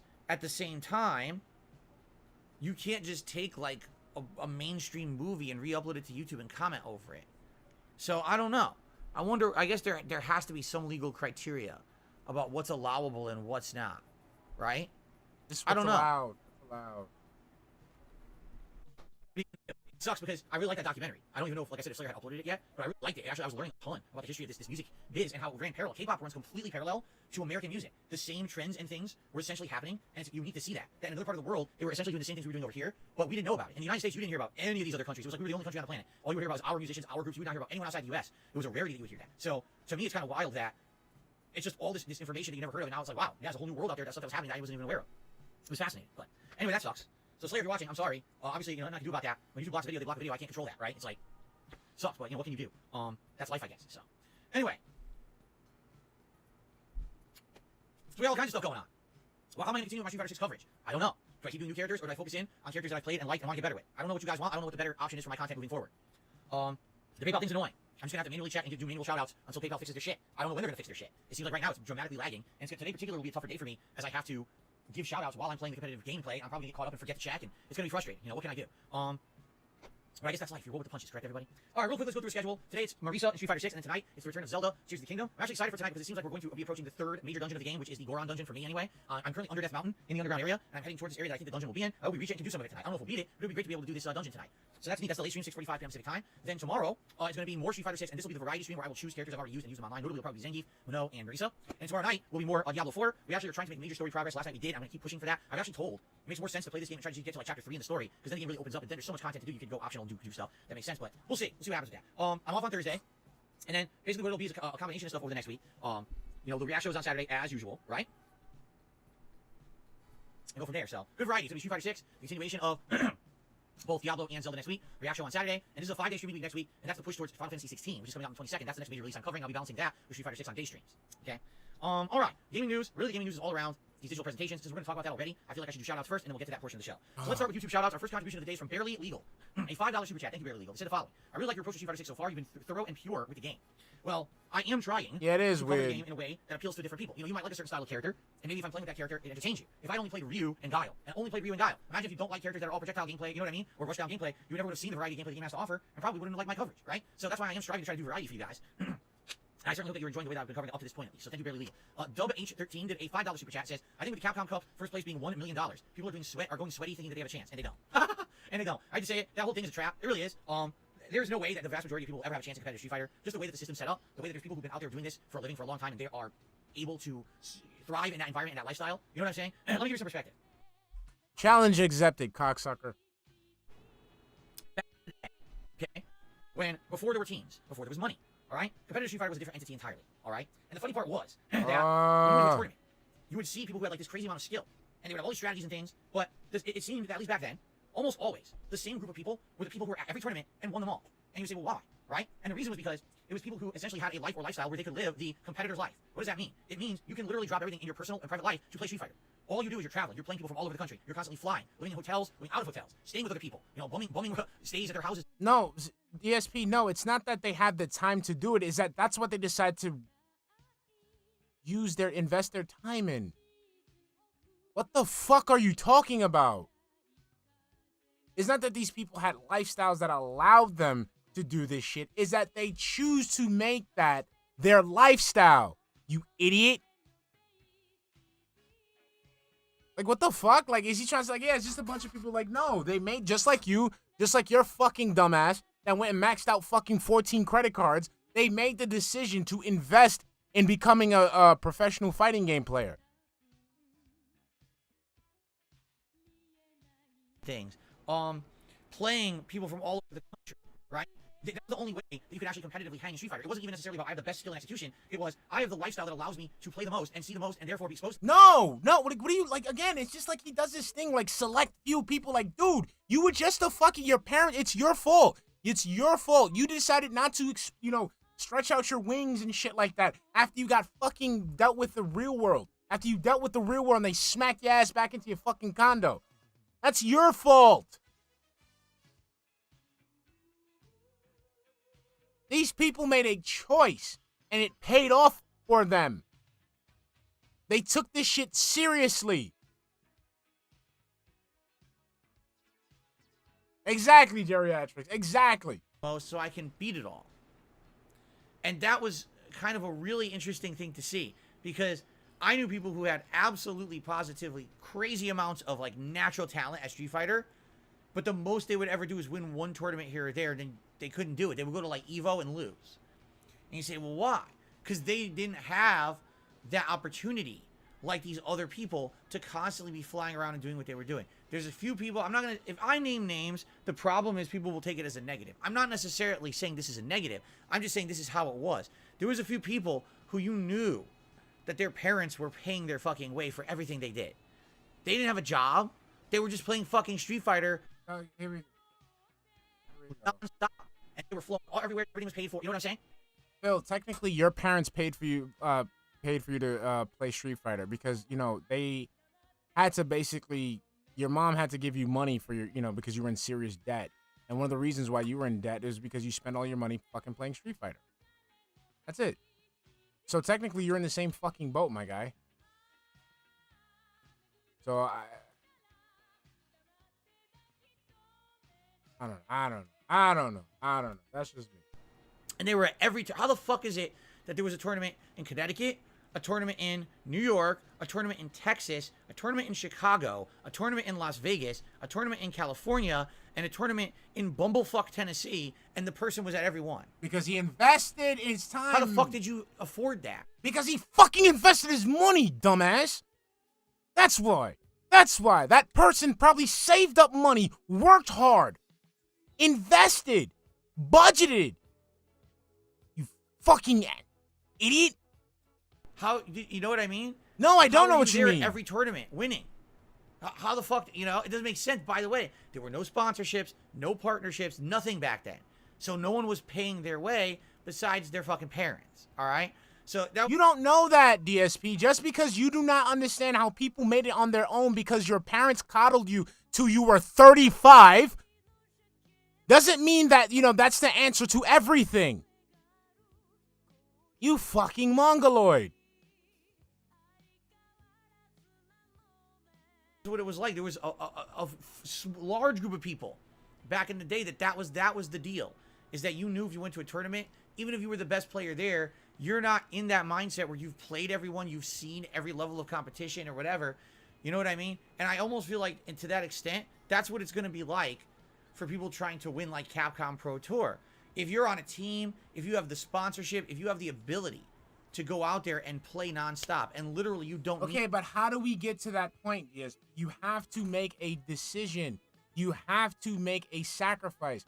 You have to go ahead and invest and become this. Okay, just like people who want to become professional, MMA fighters or professional boxers, there's a choice that has to be made where these people decide to invest. And they make moves so that way they can capitalize on that investment. You fucking dummy. Why is that so hard to understand?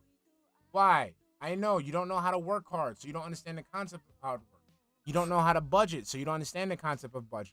You don't know how to plan things, so you can't understand how people would plan shit out.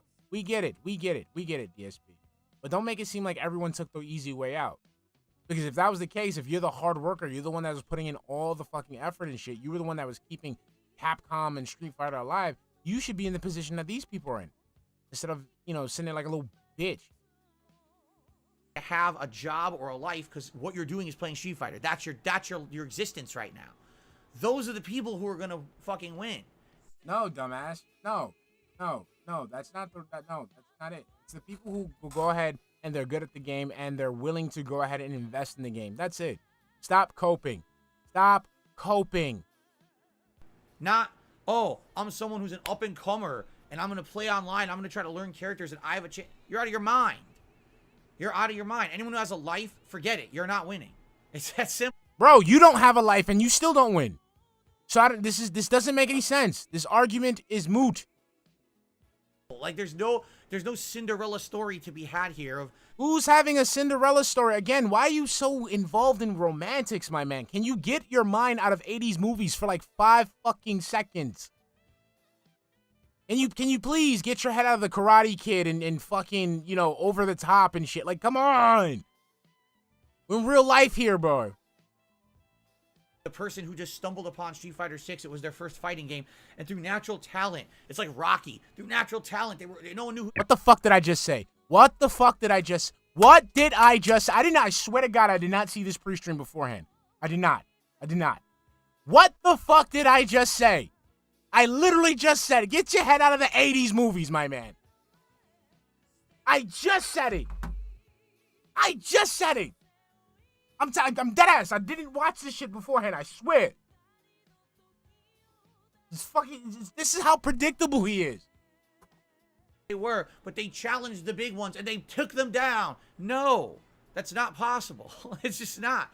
There's no way you can do that because it's not feasible from a logistics standpoint. You need to have funding. You need to have freedom. No, you don't. You just need to have a willingness to execute and to realize your goals. That's it. That's it. If you need money, you need funding, you visualize how you're gonna get that. What the fuck? It's not always money. It's not always fucking money. Because you have all the money and you can't do shit. You make tons of money. You do fuck all.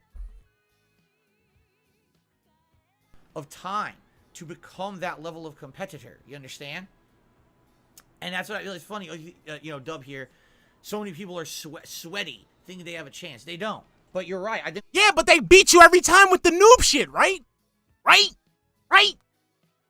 I think I have a chance because you just explained. If I could go ahead and do unpredictable shit, I could sweep all you motherfuckers. So that's what I'm gonna do. But it is a lot of people when a new fighting game comes out, especially one like this that's like hyped up, they're gonna get... You're a bum, Phil. You're a bum. You're drinking gin, you're a bum. All that gin and no hair on your chest. So into it, And what it is that reality hasn't slapped them in the face yet. I've been there, done that. At one point, I was like that. Seriously, at one point during my competitive Street Fighter career, I was totally like that. And I was thinking in my mindset, I have a chance. I have a chance to actually... You had no chance because you had no heart, Phil. I saw it, Phil. You're a pussy, Phil. You're a wimp. Win Evo. I have a chance to be... You're a wimp. I saw you crouching with Jaha in the bathroom. You're a wimp. Best. I never had a chance. Never in a million years did I have a chance. I played, no exaggeration, I probably played 1/10 as much Street Fighter as those who were actually tournament winners in my prime and heyday. I was barely playing. I had a full-time job, responsibilities in my private life. I didn't have time to play Street Fighter all day, every day. I could. And those responsibilities amounted to jack shit. Jack shit. You had no responsibilities, dumbass. You had nothing to do. You didn't invest in anything. You didn't do any real extracurriculars. You didn't plan for a fucking future. So you had no responsibilities. The only thing you had to do was go to a little fucking shop at the mall and chop up the salads and mix up the fucking smoothies. Do it. So because of that, I didn't have a chance. It was a miracle. The stars aligned. In reality, the fact that I placed as high as Evo as I did, and then after that, I became prominent and known as a top ST player. And because I put in, for the next 2 years, I did put in a ridiculous amount of time and effort. The 1 year, I flew to every Evo qualifier. Every region had an Evo qualifier. I spent an insane amount of money flying to every single one to get to the level of competition that I was at that point. And even, which was 4th place. You did all that shit, and you didn't even, you come so far. I mean, you work so hard, come so far, and in the end, it didn't even matter. That's what happened, literally. Your life is a Linkin Park song, bro. Sorry you had to live like that. Sorry your life was a waste of time. Sorry you fucked up and, you had to realize that you suck. You suck at life. You suck at everything you do. Sorry about that. Suck. Then I couldn't do well at Evo Finals. I won the qualifier. I lost the finals, It's just not feasible, man. It's not, unless you have the ability to say, I have absolutely no responsibilities in my life. I have absolutely nothing that I need to pay attention to. I can just be hyper-focused on being a competitive Street Fighter player, and I have the funding to do it. Because you're not rich. It's whoever's funding you to do this. Then you have a chance. If you're not one of those people, you're never winning. It doesn't matter how good you are. It doesn't matter how hard you try. The system's going to break you down. I was there. I tried. It didn't work for me either. I tried hard. And, that's kind of why I got kind of burnt out and jaded about competitive Street Fighter. Around 2007, here I am at Evo, after having practiced all year, traveling to every qualifier, literally winning every qualifier, or placing like top 3 in every qualifier that I entered. So I'm definitely one of the top Super Turbo players in 2007, all right? And I go to Evo, and the system breaks me down. I get put into a bracket where I'm playing with people who I'd already been practicing with, so they know my gameplay. It was done on purpose, by the way. It was rigged, which is fucked up, but this is probably the 10th time that happened. Again, you see, thank you for proving my point. Again, they were watching you practice, so they knew the fucking predictable flowchart that you were going to implement in your gameplay. So again, like I said, I think I might do this. If this is what it is, I think I might jump into this, FGC shit. Those people out there don't like me. They never did. They always rigged the system against me because I was an outspoken guy. No, you weren't an outspoken guy. You were just a fucking toxic piece of shit that everyone didn't like. That's it. You're not outspoken. You're a fucking pussy. You do shit for the reaction, and that's it. That's it. Pico, thank you for the $5 super chat, hun. This screen is why I cannot stand Phil. Professional victim, everything happens to him. Nothing he can do. Exactly. He did everything the fuck correct. So here I am. I spent my entire year, all my money, all my time invested in competitive Street Fighter, and I'm Evo 2007 just to go out to the same people who I was training. Right? It was literally a redo of B5. I told the story where I went to B5 supposed to be the final Marvel vs. Capcom 1 tournament ever. So I get in this invitational tournament, and when I go there, they have me play the guy from Connecticut I flew in with, and Arturo Sanchez from New York City, who I play with every fucking week. When I go to Chinatown Fair, I played no West Coast players. So what did I go for? It was the same situation. Yeah, so again, like, listen to this man. This man, like, this is why back in the day FGC people are so fucking autistic. Again, you're not supposed to just win. It's not supposed to be like a flow chart. Like, it's not supposed to be just a cut and dry shit. Like, oh, I know this combo. I use this combo. No, you're gonna be with people who are gonna adapt to your fucking spamming.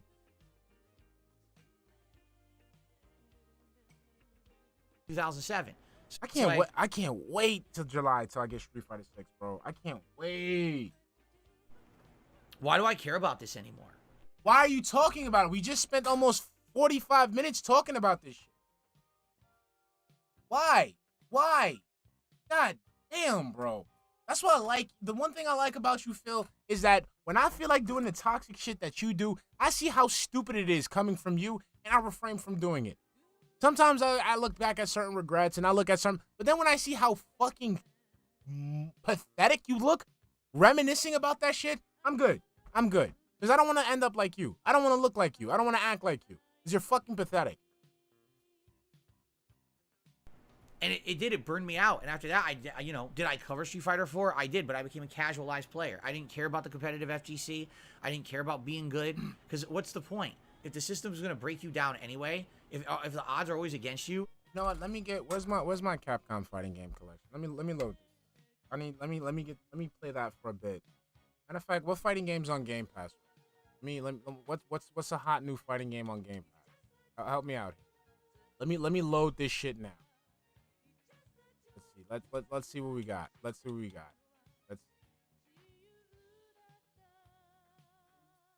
I need something. I need something current that I can just sink my teeth in.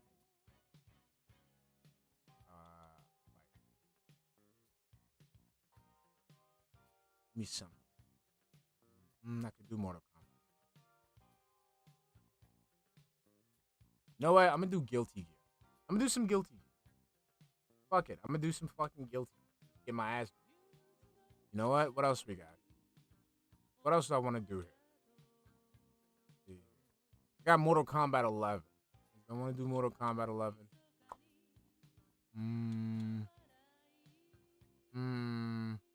I'll think about Mortal Kombat. No, I mean, Drunk. Drunk Lotus. All right. Okay, go. If you really want to do it, I'd prefer if you would just like get the game code and then just send it to me in a DM. You don't have to, because I'm going to get it. I'm going to get it. You don't have to. Okay, but if you really want to, I'd rather you just get the game and just send me the code instead of sending me the money. I'll take that. I'll take that. If you really want. Thank you. I appreciate it. And if you would do that, I swear to God, I would be living on this shit all day. I would even if I can't record it, I'll have it as an overlay so you guys can see what I can. But Drunk Lotus, thank you so much. For Xbox. But again, if you're gonna do it, I'd rather just get the code. I'll take the code. I'll take it. What's up, Cask? How you doing? Thank you so much, Drunk Lotus. If you do this, thank you so much. I'm on Twitter. Thank you. You just shook me right now. Thank you so much.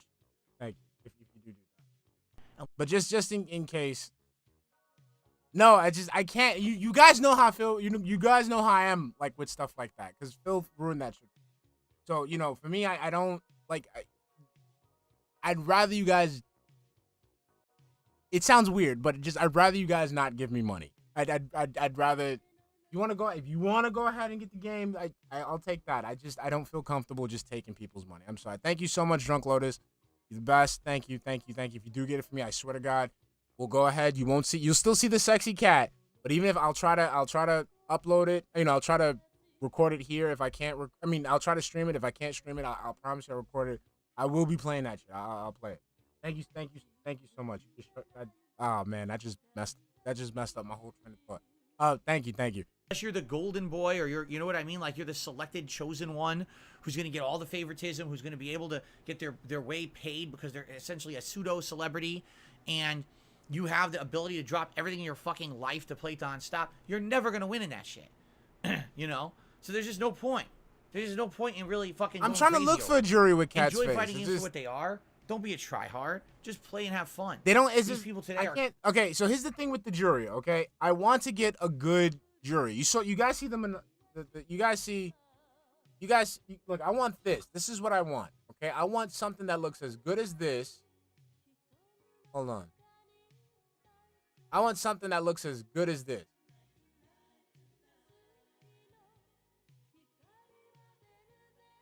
Okay, I want something that looks as good as that. Like, I want a perfect cosplay.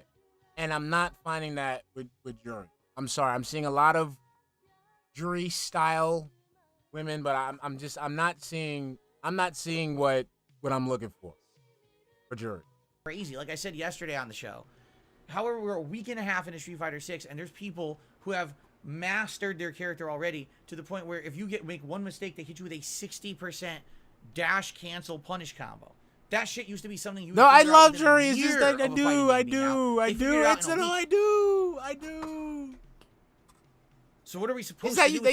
You come through. You can't come through with like the judo mommy and the muscle mommy like that. Like, I'm a guy that I like in combat sports. I'm a fan of grappling. So you got that, and then you got basically like freaking I can't even explain my darkness no more. This game for the next 3-4 years. You already figured it out in a week. I gotta make me main days, jury. You know? Okay, I got a main jury now.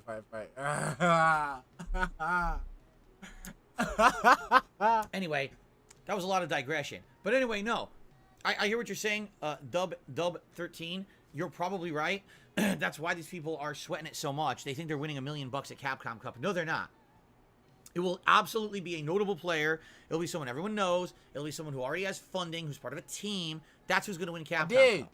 No up-and-coming fucking Cinderella story. I'm Rocky, and I came out of nowhere, and I took on the greats, and I won. That's never happening. You know, that's just not... There's a system against you. There's an entire system set up to prevent that from happening. And I gotta look up juries now. Sorry, I'm being so negative, but I'm just being a realist here. It's never going to happen. You know what I mean? It's always going to be someone already at the top. That's just how the system's always been set up. Okay, Jade, thank you so much for re-upping your ultra level membership for 2 years. Now you got your rose gold crown. I appreciate your support and being a chill part of the streams every day, Jade. Thank you for that. All right, so now let us get to tips. And as I said, the tips are so delayed. I have one notification to shout out, then I gotta go. Come on. Try to figure this out. So let's get started here, okay?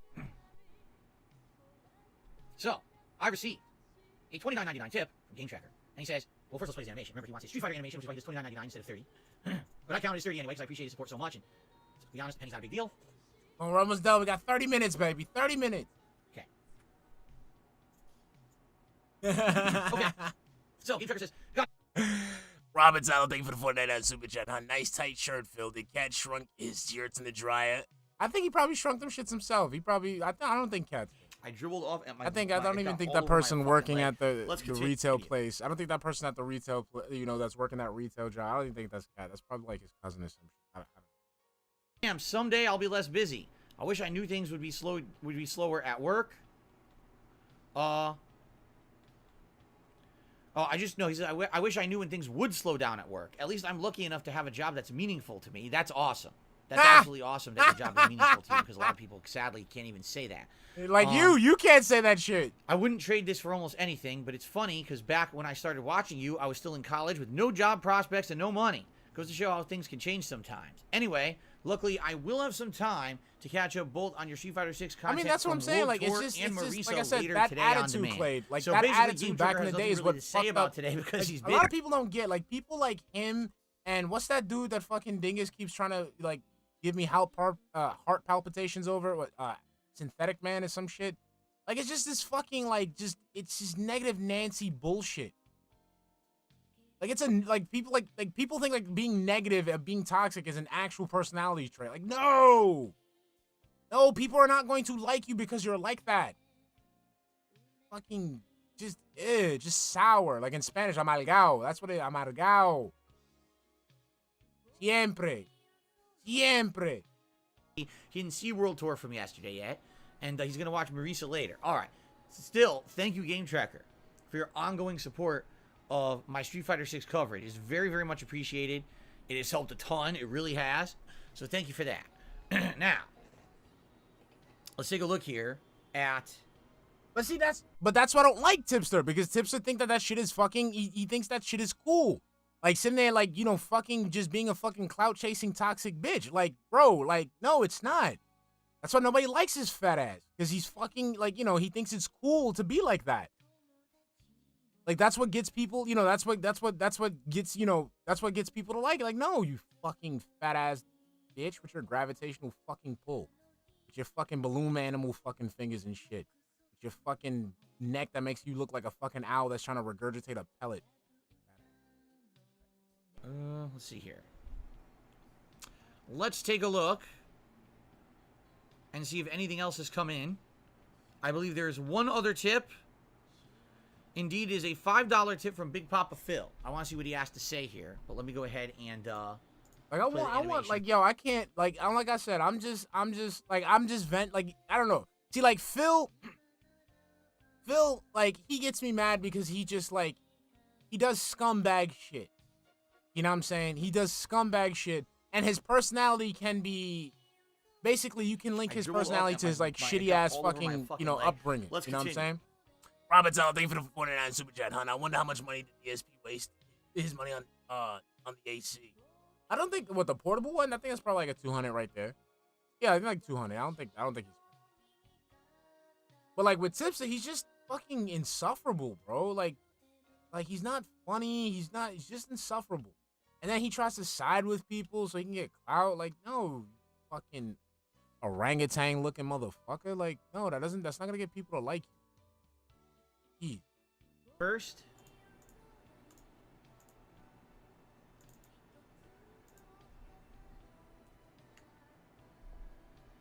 Okay. Big Papa Phil says, your Street Fighter 6 coverage has been great so far. Your fundamentals make a huge difference so far. You picked up wins while also learning new characters even when you're placed in a high rank. The right thing to do is to have streams featuring your mains so you'll continue to improve while also having streams where you learn a new character. Learning new characters also improve your matchup knowledge. Please split your time between the two. Maybe focus on your mains more. Yeah, I do feel like, you know, it's gonna get to the point where if I am constantly just playing a new character, it will feel like I'm kind of spinning my wheels a little bit because I'll never make advancement. You know, already it's a week and a half into Street Fighter 6, and you're seeing whenever I play ranked, it's like these guys are fucking crazy try hard at this point. Oh my god, I press one kick and it whiffs because I'm trying to learn spacing for a new character. You whiffed? Oh, it's party time. Standing punch to punish. Dash cancel. Hit, special move. Dash cancel. Mix up. Hit, combo. Special move. Super move in the corner. You just lost 70% health because I pressed one button. Yeah. Like, goddamn. We're a week and a half in, man. It's insane. So, you're right. Unless I really start to focus in on certain characters, you know, holy shit. I'm never going to get better at this game when everyone else is already way past me, right? It's funny because an honest fan says just because they're better than you doesn't mean they're try harder. I mean, that's exactly what it means. It means they tried way harder to get better with one character. That's literally the definition. No, a try hard is you, like, doing the utmost is, you know, to win. That's it. They're not doing the utmost. You're just not doing enough. Of try hard is you tried incredibly hard to get really good in a certain situation. You understand? And it works. Like, but it works. It works against you, the former fighting game player. It works against you. People who haven't seen your gameplay. People who haven't seen your combos. People who haven't seen your setup. They're tryhards who beat your ass every single time. Literally the definition. Now, try hard can be negative and positive. You could have different associations with that term, but that's literally the definition. No. So, good job there. Okay. No, I feel you, Clay. I feel you. I All feel right. you. I'm feeling what you're feeling right now. Like, I'm feeling exactly what you're feeling right now. Because this is just fucking cope. It's just unnecessary cope. Because he sucks at a game that he's supposed to be good at. He sucks at his bread and butter game. That's it. It's just it's infuriating to listen to. It makes us wonder what we're all doing here. Let's see here. Genesis Gaming re-upped their membership for 15 months. Is next milestone. Good luck with Marisa. Thank you very much, Genesis. Congrats on hitting that. Big ups. This is hilarious. An honest fan says, "Oh no, those could be casual players playing for fun. You act like everyone better than you is dedicating their life to the game. You honestly think that someone who's casually playing the game for fun has learned how to punish every whiffed move from neutral for a 70% damage combo? You believe that?" Yes, just like me, who played Splatoon for fun, noticed how I can go ahead and basically throw sprinklers at convenient spots where opponents can't reach, and gives me maximum coverage on the field. Just like with Smash Brothers, how I learned how to utilize Lucas's, the up move with the yo-yo. How they're able to utilize that into combos and shit. Like it's just, again, nobody's like nobody's like you, Phil. People aren't limited in their, mental capacity to execute. It's not like you where you have to spend a whole hour to do something. Sometimes people pick up shit pretty quickly. And then they bust your ass with it. You are an idiot. I mean, wow. That's tremendous stupidity. No, normal casual players have not mastered the game in a week and a half like that. Phil, again, just because you didn't doesn't mean that other people don't have to. You have to understand, when it comes to the grand scope of things, you're at the bottom of the barrel in terms of capability. Okay? Okay? So let's put that to the test, DSP. Because I'm saying there's a lot of people that play Street Fighter 6 and they're jumping into it for the first time. They're gonna get these combos. Like, come on, bro. You're nuts. You're really dumb. Okay. Felix the May has become a member for 8 months here and says, you have to try Jury, and do you like lasagna? I tried Jury in the beta. To some extent, I was enjoying her, but then I switched it up and never went back. Maybe I will try her in this eventually. And I do like lasagna, indeed. Yes, I do.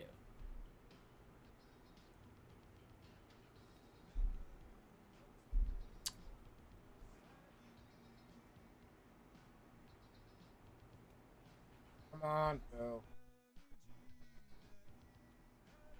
Okay, so, just to be safe, one more time, let me check tips again. The notifications are coming through, alright? Okay, I shouted out everything as of now. What I say is let's open up the chat a bit. If you guys want to ask me a question, by all means, tag me in the chat, please do. Oh. I assume some of you might want to be talking about, these digital events that have been happening. Yeah, so just that talk might be about that. This morning, or maybe you just want to talk about other things in general. Tag me in the chat, let's see what you guys want to talk about. Come on, 26 In minutes. addition, Come no, it's on. not safe to eat an entire bottle of mustard in one sitting. I would say it's not safe to eat an entire bottle of anything in one sitting. That's not called moderation, that's called overindulgence, and you're going to get sick. Okay. Carl Johnson, how you doing? How you doing today? I'm doing all right. It's a little warm because I didn't turn on my air conditioner. It's cool outside today, but it gets warm in this office, especially when I play fighting games. So I'm probably gonna have to turn the air conditioner on at some point here, regardless. And but for now, I'm trying to keep it off for the podcast. So, thoughts on the Embracer Group announcement? Well, if I'm to understand it, the Embracer Group is a group of it's a company that owns a bunch of game franchises, correct? And I think that what they did is they came out and they said, if I remember correctly, okay, they're basically scaling back, that they feel like they've really made bad strides in the wrong direction, and they're losing a lot of money because of it. So they're going to scale back, they're going to lay off a bunch of their people, and they're going to focus on things that to them feel like are major things that should be successful. For example, I think Embracer Group owns the rights to the Lord of the Rings franchise, yet they're not making any Lord of the Rings games. They got this, rinky-dink company pumping out shitty Gollum and fucking Moria games, instead of them actually making quality Lord of the Rings games. So I think what they said is they're going to stop a lot of their efforts to make these other games that are pulled in other directions, and they're going to focus on different, higher quality stuff, such as Lord of the Rings. Am I correct? Is that what Embracer Group has said? I think that's what I've... Damn, half the guys there's a paywall. What do I think about that? I mean, the thing is, Embracer Group, I'm not too familiar with what games they put out. Could anyone say in the chat what games Embracer Group has put out? If there's a company that feels like they basically went way too diverse with what they were making, it could almost be like, we made so much, but none of it was good. And what's the point? Would you rather have one really good game that's an IP that everyone likes, and it comes out and it's a big seller, or would you rather have 20 blah subpar games that don't do very well, right? Right? So, to me, that's the way I'm seeing it, and I don't know, like, if they make a bunch of good Lord of the Rings games, that'd be sweet. At the same time, do we really need a bunch of Lord of the Rings content right now? especially coming off the heels of Gollum, right? I don't know. It's sad whenever a company announces they have to have layoffs. You know, that's just sad because those game devs aren't to blame. They're the ones doing the grunt work, trying to get those games out there. And it's sad that people lose their jobs because of management making bad decisions. I hate that. Oh, management fuck the company, but it's the line level worker that gets hurt, right? You never hear, oh, management made a bunch of really bad decisions, so now the management is fired. It's funny how you never hear that, right? Even though they're the ones that did the wrong things, they don't get punished. The people under them did. It's really weird how that works, huh? But anyway, oh, Jasper, you surprised me. he rubbed my hand with his face. Surprised me. I didn't realize he was here. Yeah, I don't know. I guess we'll see what happens. Like, what are they gonna do? I hope that too many people don't lose their jobs. What can you do, right? I mean, if I'm understanding the situation, if not, let me know, okay? Ian did a super chat. He says, "Did you see what happened with Nick?" I'm looking at Killer Instinct. on Game Pass, and it's like, I want to download it, but the thing is, can't you get hit with, like, those combos that never end? Because I remember, I still remember that classic clip where fucking LTG was playing Killer Instinct, and he was getting pissed. Because the dude kept, just finish the combo! I don't want to get caught up in that. Would you be I don't want to get caught up in that. Like Call of Duty screwed him. I have no idea what you're talking Let me get hit with a 50-hit combo. I think I might cry. about. Can someone elaborate on that? Who is that? Nick Merckx? Nick Merckx. No, I don't know who that is. Phase, baby. And the Anyone Ultra! explain that situation? Oh, he's not going to... Come on, explain to him so he can TJ back says, out. in gaming, it's a trickle-down situation. The crap just trickles right down to the workers. Oh, it's not just gaming. It's... Every corporation is like this. The people at the top make the awful decisions that ruin the company, and it's the people at the bottom that suffer, not them. The people in management still get bonuses and kickbacks and shit. How does that work? I do. I agree with that. Is someone going to explain, or do we ignore the situation? I don't know anything about who is Nick Just Merckx. ignore it, bro, I've because never heard of you're this not person. touching that. You're not touching that subject. They removed his skin collab of the store for Say Protect the Kids. Huh? He knows what the fuck it is. He's acting stupid. He knows what the situation's about. He He's had acting a stupid. skin in Call of Duty. He said something that was taken as anti-trans and got the skin removed. So it's politics. You know we don't talk politics. Call of Duty took Nick's skin out of the game. He said LGBTQ should not be taught in school.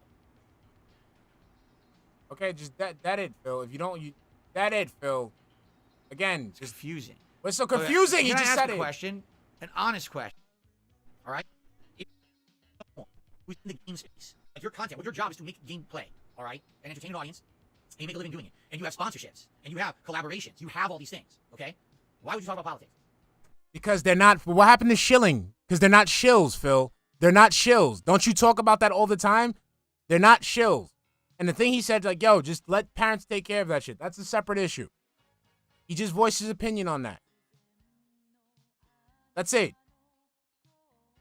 There's something that he believed in, and he spoke up about it. That's it. So wait, are we gonna just completely contradict the 14 years of people accepting the bag, going for the bag, disregarding integrity, ethics for the bag? Now we should just shut the fuck up and take the money, huh? No, I haven't seen that, Clay. And this is not a direct, like, slam against Nick Merckx. Please don't take it that way. But if you are reliant on He's not. this stuff to make a living, right? Then why would you do this? Because again, it's something he believes in. That's why I do not this is why I don't try to build up this platform, because at the end of the day, I don't want to be beholden to people where I can't say what the fuck I want to say. That's it.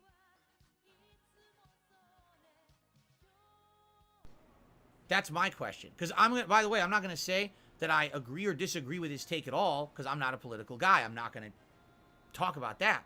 My question is, why would you talk politics? It's not talking politics. It's something that he believes in. That's it. That's it.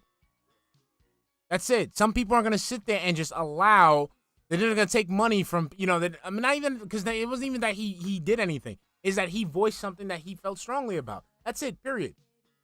Done.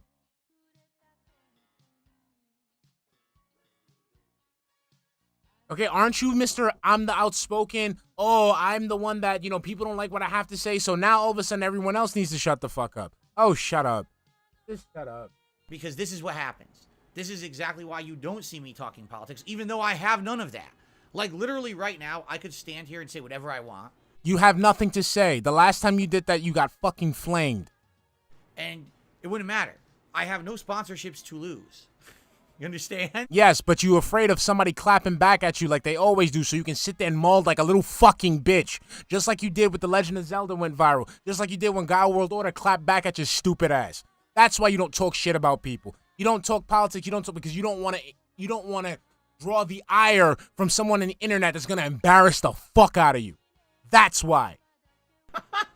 I have no sponsorships to lose. I have no partnerships to lose. I'm not doing any collaborations with other content creators. Yeah, you just pussy. That's it. They'll say, oh, I can't. You're just pussy. That's it. That's it. You don't talk politics because you are pussy. Work with you. It doesn't matter. I'm just me making my own content for my audience. Suck my dick. Get out of here. So, you fucking vaginal fold. You ain't shit. Your pH balance is off. Get the fuck out of here. You smell funny. For me, it doesn't matter what I say.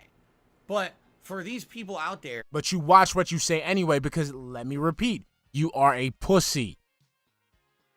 Who their livelihood is very dependent on getting income from these kind of things. You would think you would say, I'm not going to dabble in that because it's too risky. Because at any point, someone could take something that I said in a way that they don't like. And they're yeah, I did. Remember the 9/11 rant? Where you was talking about where you fucking you try to like basically like resonate with your audience like as some fucking like man of the people when you talked about how before 9/11 people were able to get gourmet meals on a plane, even though that happened back in the fucking 70s. How you used to have parties on a plane until 9/11. Like seriously, you were pissed that people didn't prepare for a terrorist attack, and now flying is boring. Like, I remember that. I remember that, Phil. Or like, when you talk about, you know, COVID and shit like that. When people just didn't want to wear, you know, they fought, you know, because they fought for their right to, like, you know, not wear masks, not have to be subject to these stupid-ass procedures. And you literally pulled the Arnold Schwarzenegger and said, yeah, fuck your freedoms. You know, people, you know, you need to wear the mask. You need to, shut up. Just shut up. Spin it into cancel culture, and that's the end of me, right? It's happened a lot. And I thought you couldn't get canceled. I thought you've been doing this for 15 years. I thought you will be there no matter what. You see what I'm saying? This is the pussy shit I can't deal with. This is the straight meow meow that I cannot deal with.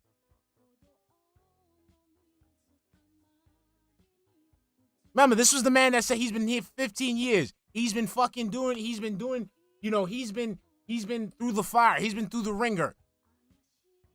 Nothing's gonna happen to him. He's a survivor. But nah, he specifically keeps his fucking mouth shut because he's straight meow meow. And if that's the case, if what you're describing to me is exactly what really happened, sadly, I hate to say it, if you're someone who's a content creator reliant on a sponsorship, a partnership, and that kind of income, you have to swallow your opinions. No. Just because your wife is used to swallowing doesn't mean the rest of the world has to do it also. You're not in the space to make political content. You're not in this space. He's in the space to express himself however the fuck he wants. He's not scared of losing the dollar. That's why it's so commendable, and that's why his subscriber count has actually jumped after doing this. You're in the space to make gameplay. So make the gameplay, and sadly, you have to be quiet about everything else. No, you sit there and be quiet, you fucking pussy. You fucking capitulating, spineless piece of shit. Don't have a political opinion because you scared. You're scared. And wait, let's take it back. Let's not even talk about how much a fucking clitoris this man is. Let's go back to the square number one, where you're not even intelligent enough to formulate a thought that can exist in the political space. You don't know shit about politics. You don't know shit about life. So it doesn't even matter if you say something. Nobody gives a fuck. Yo, Tractor, what's up, baby? How you doing? Is that fair? I don't think so. I think everyone has a right to voice their opinion. And you should be able to, as they say, you should be able to separate the art from the artist. If someone is a great gamer at a game, and that's the content they put out that you enjoy, then why would you hate them because they have a political stance on something that you disagree with? if they do some shit where they talk about, where they're in favor of PDF files or, minor attracted persons, yeah, fuck that person. Fuck that nigga. I ain't wood chipper all day, every fucking day. I'm a pretty cigarette ashes on Alex's ear. Thank you for the $2 super chat, hun. Base Shinko, I love it. Thank you, honey. Thank you. I dribbled off right? my it got but all sadly, that's not reality in the United States right now. In the United States, it is everything you say and do, they're going to hold it against you, and they're going to make you, you're going to cancel you, right? Yeah. I mean, shit. I'm playing fucking Zelda. I'm digging around in the game. I get struck by lightning. I casually say something stupid about, I hate this lightning mechanic. Why is it in it? Or the game developers were dumb to put it in there or whatever. I don't even know what I said. I really don't. Because it was such an off-the-cuff remark that I'm not even paying attention. I mean, who cares about what I say in one of my fucking video game playthroughs? Yeah, the thing is, that's the thing. You don't pay attention. So basically, it comes, you don't watch what you say. That's a problem, dumbass. Right?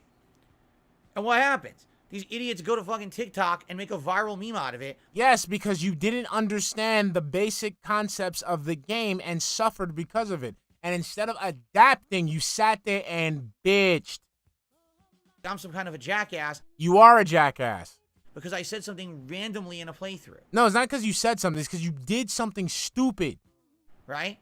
It's not even something bad. It's just something dumb. Maybe it's ignorant. Because I don't understand the game mechanic, because I haven't played fucking... You don't understand common sense. The Wild since 2017. I don't even remember it.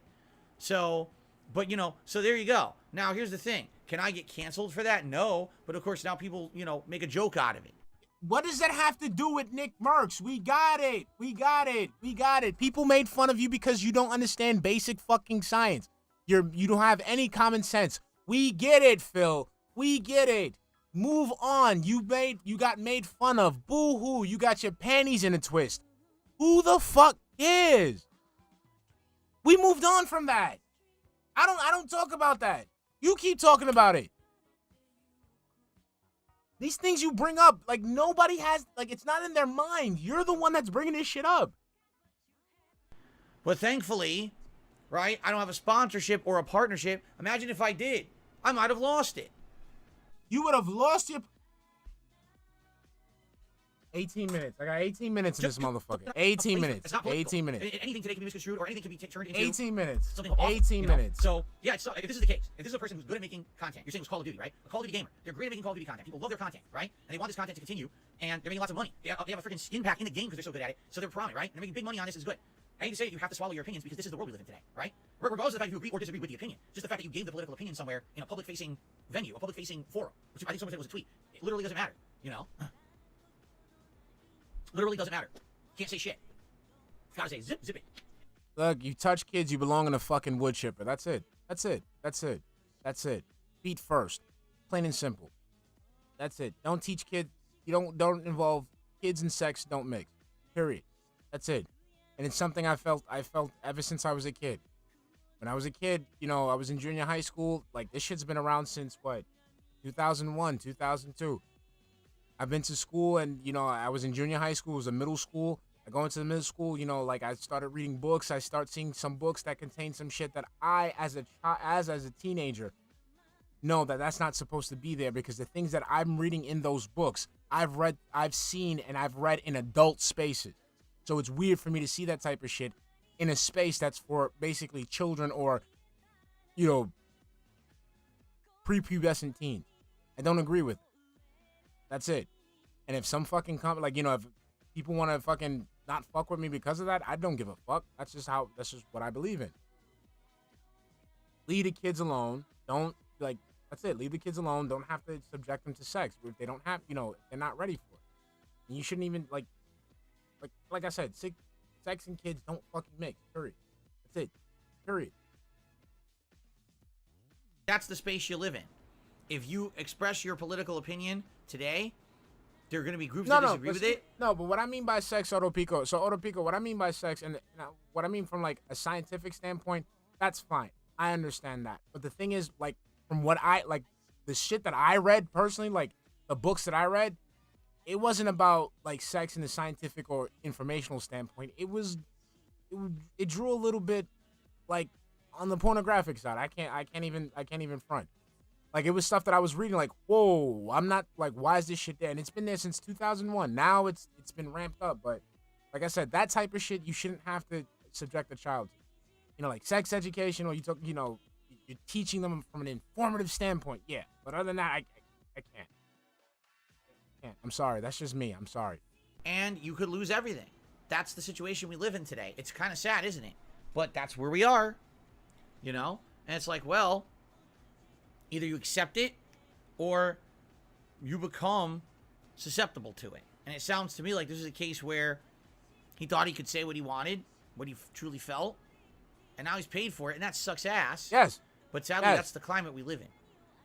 But, you know, that's definitely something that we've been talking about. As they say, the pendulum swings both ways. So does the door. The door swings back and forth, right? And there's always extremes. Just in my lifetime, I've seen extremes one way, then the other way, then the other way, then the other way. It just keeps going back and forth. Actually, I'm doing it backwards because it should be a pendulum. It's been like that. So right? like, let me show you. Let me show you. Let me explain to you. So there was one book, right, that I remember specifically. It was called Am I Blue? It was a series of basically short stories of, like, you know, teenagers going through, you know, basically their coming out phase or their sexuality or whatever. So as you read the book, right, there's one story in there. So there's one story in there that it kind of like, it's kind of part of the course for like a preteen book where it's teaching a kid, like, you know, like, this is who you are, you know, it's who you are, you know, it's nothing to, you know, it's something that's going to be a challenge. It's something that you're going to have to, you know, get used to, but, you know, this is what it is. And it's like, okay. Then I remember I read a story after that where it was literally about, like, this chick where her grandmother had a friend that she played mahjong with, right?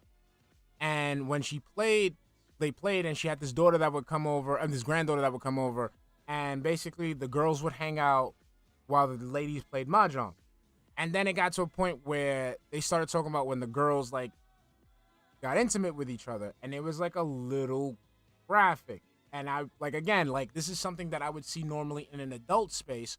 It was really weird for me to see in a school space. And, you know, after that, I saw, like, a couple more books like that. And I just think, like, yo, you shouldn't, a kid shouldn't have to know all that. Like, all that extra shit. Like, all that extra. Like, you talking about, you know, basics, I can't get mad at that. But just that extra pornographic stuff, I don't agree with. I'm sorry.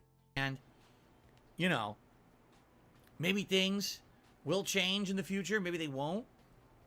Personally, do I think that people should be, you know, almost done. Canceled for something they said has nothing to do with the content that they're putting out? No. Like, if he was making Call of Duty content and started talking politics in it, that's one thing. It's a different thing to say, I made a comment on Twitter randomly, and now you're canceled for it, right? Like, that's pretty ridiculous. Like, so everything I say in my life, I need to be now completely microanalyzed and micromanaged. That's pretty ridiculous. And by the way, again, I don't even know what he said, nor the context, nor, you know, I'm not agreeing or disagreeing. I want you to understand that. I'm just saying from an objective perspective, right? I don't get that. I never have. But that's the society we apparently live in today. So, I guess we all have to live with it, right? Like I said, at least for me, thank goodness, I don't have that. You guys are the reason I get to make content. You understand that? Your support every day is why I'm here. Because I don't have the liability of a sponsor dropping me or a collab opportunity being lost. Because I don't have to worry about that. I can just be me every day. I don't give a shit about a bunch of people on TikTok saying nasty shit about me. What did that affect? Nothing. It did nothing at all. Who gives a fuck about them, right? Yeah, it gets you talking. You know, pretty crazy. That's the life we live, though. And these people who are making a living online, this is the risk that they have every day. All right, Natsu Eli, we have a membership for 2 months. So Blanca wants to know about Blanca-chan cosplay. Good for them. Heisberg sold it too. Super Chat's trying to basically become inflammatory here. I'm not even going to read anything you said because you know that's incredibly stupid, and I'm not going to reiterate it. Argo's best in the Super Chats is one day a DSP News Policy channel would be nice. Yeah, and again, if I do that, it's got an indie. It could never have sponsors. You know that, right? You understand that, right? Okay. I would never be able to do something like that. And by the way, if I ever did, I will right now. It's 2023, so let's make a note. Today is June 13th, 2023, correct? I will say this right now, publicly to everyone here on the internet, all 400 of you that are watching, and all probably 10,000 that are watching this after the fact on restreams and people commentating on it. All right, I will say this. If I ever make a political show, everyone's going to hate me. Literally every person. Because I'm not left and I'm not right. All right? Yeah, exactly. The thing is, people are going to hate you because you won't have an actual opinion on something. You will sit there and fence it and fucking ride both sides of the fence like the same way your wife rides 2 types of dick. Because you just want to be a part of the conversation. That's it. That's it. You just want to be a part of the conversation. Your takes add nothing. You just want to be known for saying it. Again, you will be like Tipster. And I will hate you just as much as I hate that gelatinous piece of shit. Okay? People don't like that. They like, oh, you have to be on this side or this side. You have to be all the way over here or all the way over here, because if you're not with us, you're against us, right? And in my life, that's never been me. For me, when there's an issue or there's something that needs to be important to discuss in politics, I will look at things from all perspectives. I'll try to understand all perspectives. And a lot of times, I feel the best way to approach these things is from that compromise position, where if you truly want to help people rather than advance one side or the other, only help this group, only help this group. If you truly care about humanity as a whole and the purposeful advancement of everyone together, then you have to find that medium where we all... The thing is, you don't find a medium. You just literally regurgitate both sides of the fucking argument and leave it at that. That's it. Can benefit in some kind of a compromised position. Most people in 2023 today don't think that way. It's actually become even worse. It's become more polarizing to the left or right, left or right. And if I do politics, it's essentially going to be me trying to evaluate things from both sides to come to that medium position and figure out what really is best. And not to say that I'm going to think that I'm any smarter than anyone else, but a lot of these political things I hear today are just so ludicrous, right? Because what it is it's about not having moderation and going too extreme. If people would just realize that a lot of these things aren't bad, it's just that people go too extreme with them, right? Explain to me how the shit that I just spoke... explain to me how what I just explained isn't bad. Please explain that what I talk about, like pornographic shit with being introduced to kids, is not bad. You don't compromise when it comes to kids. Ideologies that you hear about, they're not awful ideologies. It's that people take them too far. And that's where we get into... Again, Phil, I'm asking you to show me the moderation in showing a child pornography.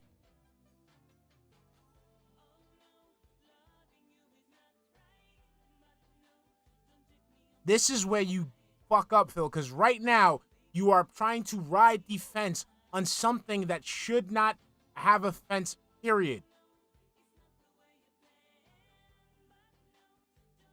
Problems where people hate each other, and that's ridiculous, right? So, from my I don't know, Mike, I don't know. This would not be a, oh, Phil takes the red pill, or takes the blue pill, or, you know what I mean? Phil's based, or Phil's totally woke, or whatever. It's not going to be that at all. It's going to be a different kind of show. And I get... No, it's not a different kind of show. It's literally you just regurgitating the shit on the internet. It's just like you with every single fucking commentary YouTuber out there. Nothing of value. Nothing of fucking value. That's why I don't watch none of these motherfuckers. Because there's nothing of value that they say. Their opinions mean nothing to me. It does nothing for me. It does not entertain me. It does not help me with my life. It does not make my day any better. It's bullshit. To you, what's going to end up happening, it's going to be all people hating me. Yeah, he wants to toe the line. Say, oh, but I'm totally right, or I'm totally left, and how dare you say something that's not in line completely with my ideology? I hate you. But that's the scope. That's the scope of the political scene. And if it's like that, you have to have a set of ideals that you stand by. That's it. That's it. You can't just ride the fence. You have to pick some, you have to, side for something. I'm not saying you necessarily have to go all out and shit like that, but you're going to have some type of fucking, skin in the game. It's like, we understand I'm actually on your side. No, you're not, I'm trying to help everyone. No, you can't help everyone. From a neutral perspective. My nigga, I just said it. Fuck it. Dude, literally, don't you just say you can't please people all the time? Aren't you the one that says that? You can't please people all of the time. So why are you going to try to please everyone? If your whole fucking mantra is that you cannot please people all of the time. All of the people all the time. Okay? That's it.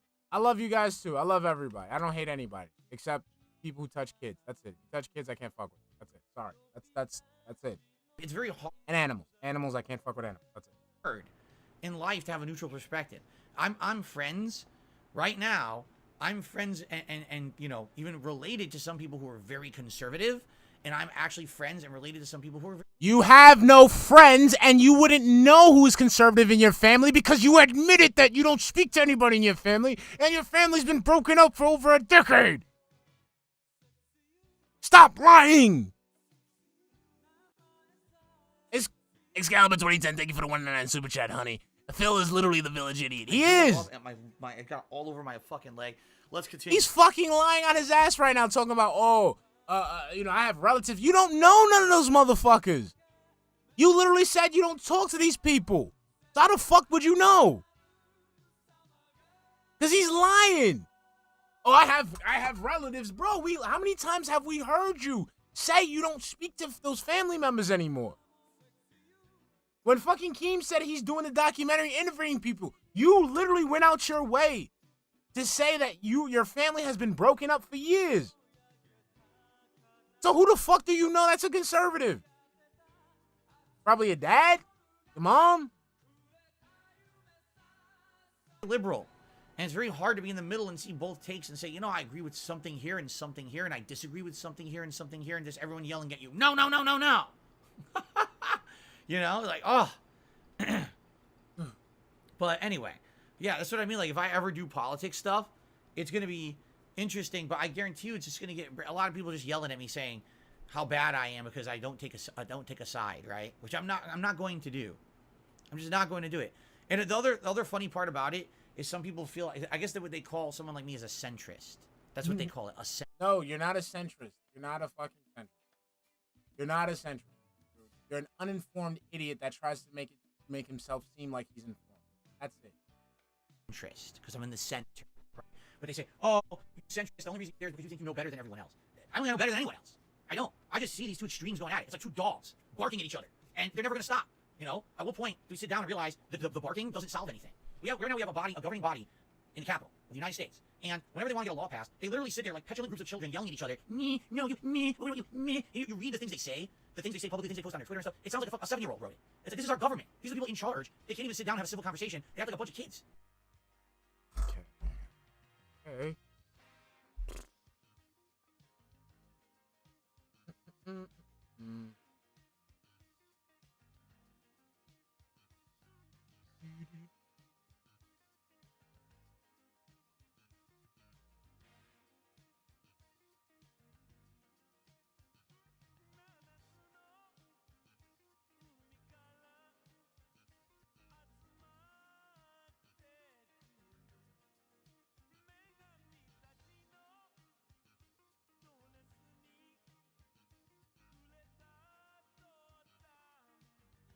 Borong.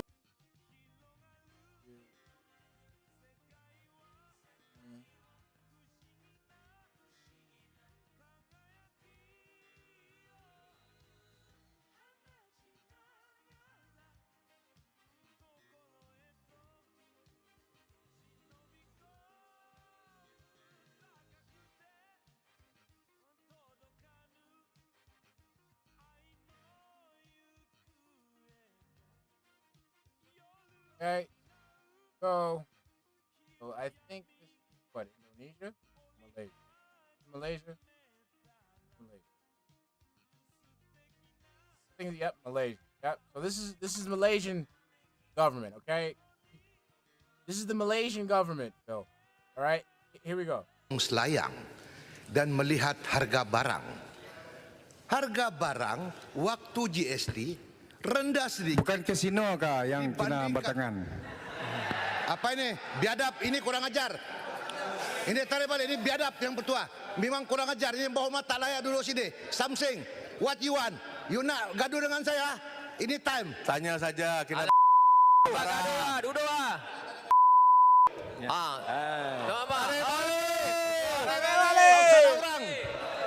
Kau salah orang.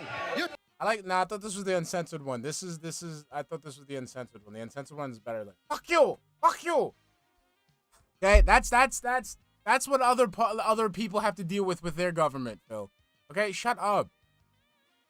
And they're the people who are running everything. That's who we've elected. These fucking idiots. You know? See, I wonder why we can't get laws passed to fix problems when This is the other shit I hate. Like, oh my God, the government's fucking up everything. All these people are fucking. So fix it. How do you fix it, Phil? How do you fix it? This is what I mean. This is what I need from you, Phil. I don't need to hear the same shit that everyone else is regurgitating on Twitter. I need the solutions. The solutions, Phil. They're all a bunch of immature people only looking out for their own self-interest. Gee, I wonder. That's everywhere in the world, Phil. Why our government's like it is, right?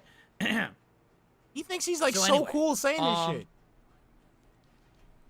Again, that being said, that's Shout why out. I'm not a political guy. You guys don't come to me for politics, right? You don't. You don't say, gee, I wonder what Phil's take is on this LGBT issue. I wonder what Phil's take is on gun control. I wonder what Phil's take is on healthcare and no.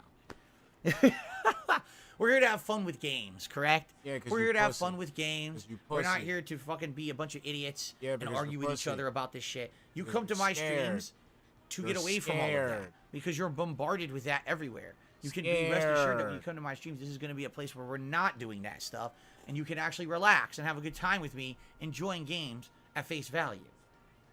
Scared. It's hilarious. So, okay, this is funny. Eshkel in the chat just says, what is your take on Bud Light? Laughing out loud. All right? Everyone's take on Bud Light is something political. You want to know what my take on Bud Light is? It's shit. It's disgusting. It's like fucking piss in a bottle. I don't even care about anything else. It's a horrible product, so why the fuck do I care about Bud Light to begin with? You might as well fucking piss in a bottle and drink it. It'll taste better than Bud Light. Again, this is what I mean. This is what I mean. Forget the fact that it's talking about, you know, forcing an agenda on a company with a target audience that doesn't want it. Like, no, it's, oh, Bud Light sucks. Ha ha ha. See, that's my political take. Shut the fuck up, bro. So why the fuck would I care about what their PR campaign is right now? Okay, because again, it's political. It's fucking political. It's something that's current. It's something that affects Americans every day. Right? I just want to. Holy shit! No wonder I've been missing out on this fucking. Like, seriously, fucking dick. So if you can't even get past the product is awful, why would I care about any of the political ramifications of the product? Right? It's such a fucking non-issue. I'm sorry, as a person who's worked with, like the Bud Light thing, I'm not talking because it's stupid. Like, the thing is, it's stupid because it's just like, if you don't really believe in a product, if you don't believe in the political standing in something, just ignore it. But like, working in media, I can understand why some people got upset about it. Anyway. Yikes. Anyway, you know, there's a reason why Bud Light. No, that's is me the coming in product and that out, there's this issue around. Brass. Let's put it that way. I'm just. A high quality beer would never have that issue because they wouldn't embroil themselves in that kind of bullshit. Phil, again, you dumbass motherfucker. You really have no idea. This is why you shouldn't involve yourself in politics, because you have no idea how many companies are involving themselves in that bullshit. How many companies are embroiling themselves in that type of bullshit. You might not see it in the ads, but they're doing it. This is why you need to be informed of what the fuck is going on outside of fucking Twitter. All right.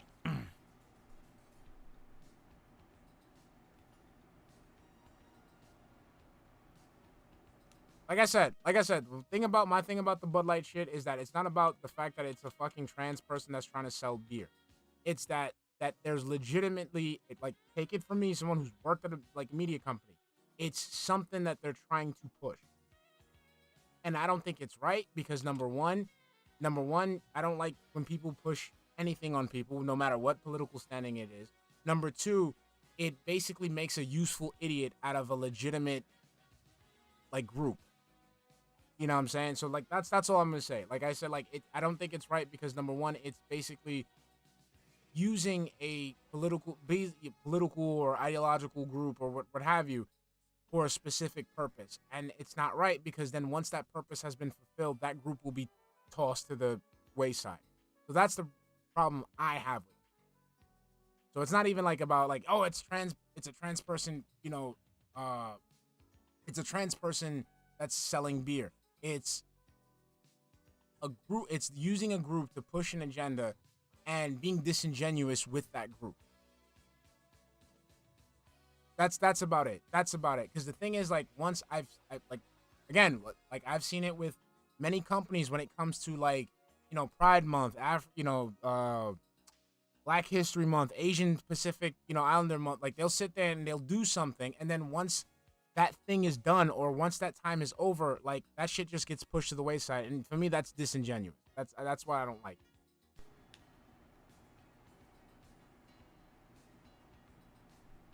All right, so anyway, we're almost done with the podcast. If you guys have, like, a final question or something you want to toss my way, please do. I guess I should check one more time for tips, because, again, I'm not getting notifications on tips at all. So just to be safe, I will have to manually be checking today. We got a tip. Look at this. Come on, 3 minutes. Absolutely. There's if I tips came here. 3 minutes. I could bring this down to 3 minutes. So Play Cool did a tip. Says, I'm surprised you really enjoyed Final Fantasy 15. Had the idea you did not. Had to check old footage. Started to play the game myself first time a few days ago. Combat was disappointing at the start. I think I like it more now. Bromance of the game is enjoyable. The demo for 16 is out. I'll try it some other day, but hopefully combat will be much better. Has in more control of what the player does. For the next part, doesn't... Oh, don't read out loud. Okay. We done? The answer... They asked a private question. The answer to your question is yes. There you go. Okay. Why even ask that? Play Cool. And, what the hell did I just do? I fucked everything up. And then another tip came in. Oh, let's see here.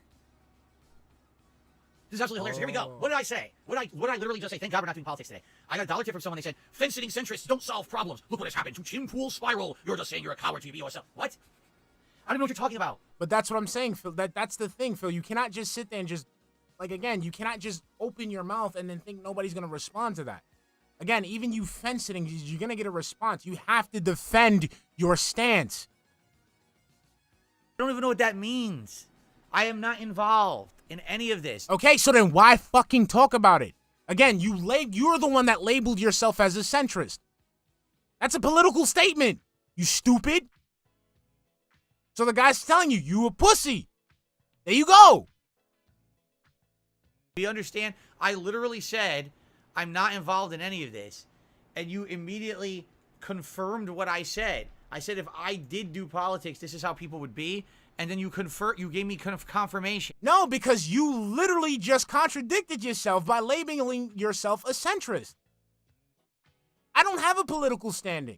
I don't have a legit political ideology. You know what I would like? I've said this before millions of times. I wouldn't mind if a fucking meteor just came and just obliterated everyone off the fucking planet. Everyone. I'm not gonna get that anytime soon, so guess what? I just don't talk politics like that.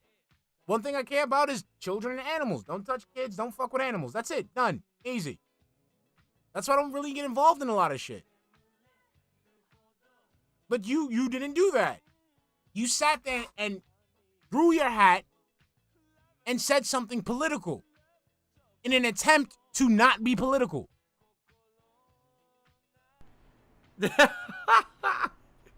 Thanks for the confirmation, I guess.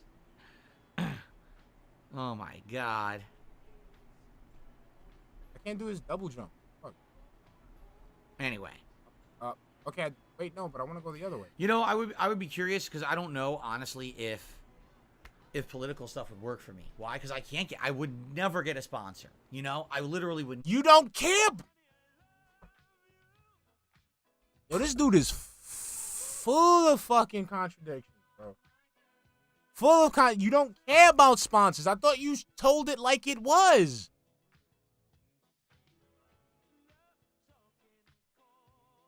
Never once get a sponsor. And the question is, are there enough people out there willing to support content like that through crowdfunding, right? Like, in the case of fighting games, in the case of video game variety, I've been someone who's been doing it for 15 years. There's people who love my style. Like I said, I make curated content for an audience that gets me. Yes, we get it. You have a 9 to 5 where you fucking project Pignosis onto Ryan so he can give you some money. Yes, we get it. That's your job. You've been making content for 15 years so that people like Ryan can give you money. We get it. That's why I get to do this for a living. I don't know if trying to open up to a new audience with politics would work. Because I have to... So why did you try to open up a new audience with this React shit? You hypocritical piece of shit. rely on that audience to support it. I'm not going to be getting any kind of product sponsorships or partnerships or anything like that. It's never going to happen. So it would be very different. You know what I mean? You need that buy-in from the audience. I don't know if I would ever get it. This double jump isn't working. Let's see here. Lycifer Soul did another super chat. He says, let's co-op Baldur's Gate 3, please. I don't even know if I'm playing Baldur's Gate 3. I don't know anything about the franchise. Thank you for the super chat. And Ian did another super chat. He says, Bud Light is the Street Fighter Cross Tekken of beers. Well, there you go. That's a fighting game analogy for it, I guess. Yeah. No, you know what? No, all right. I'll go even further. Ready? This one you might not understand because it's an older reference. Bud Light is the Capcom fighting jam of beers. Now, that's a good one. That's a good reference right there. It's even better.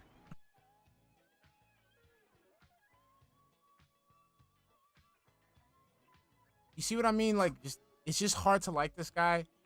Oh, you said a thing, right? No, let me make a better thing.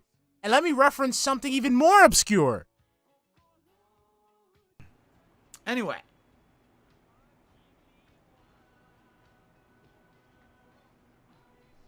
No, not Cammy today. Today we're using Marisa. Today we're going to attempt to use Marisa. Fuck. Like it doesn't want to move. Play Cool says, Angry Joe always has problems when he tries to go political on Twitter. Boogie always has people calling him out for being moderate and never picking a side in politics. Expand Dong says, YouTube announced today they're lowering requirements to become a partner from 1,000 to only 500 subs. Are they scared of Twitch or acting opportunistic? Will they incentivize smaller creators? I don't know. I actually have absolutely positively no idea what the criteria was to begin with. You know, I always, since the start, was big enough to qualify for everything. So I never even knew what the criteria were. If they're trying to make it so more people can monetize on YouTube, it sounds to me like they realize that there's opportunity there. Why else would they do it, right? Does it have to do with Twitch imploding in the last few weeks? I don't know. Maybe. Maybe not. Who knows? If so, this would be the quickest reaction YouTube's ever done to anything. Because typically YouTube's at least 2 years to react to anything. You know, TikTok's big. Oh, in 2 years we'll do YouTube Shorts, right? So, maybe it is, but you know, that's kind of interesting to see that they actually did that so fast. If that is the case.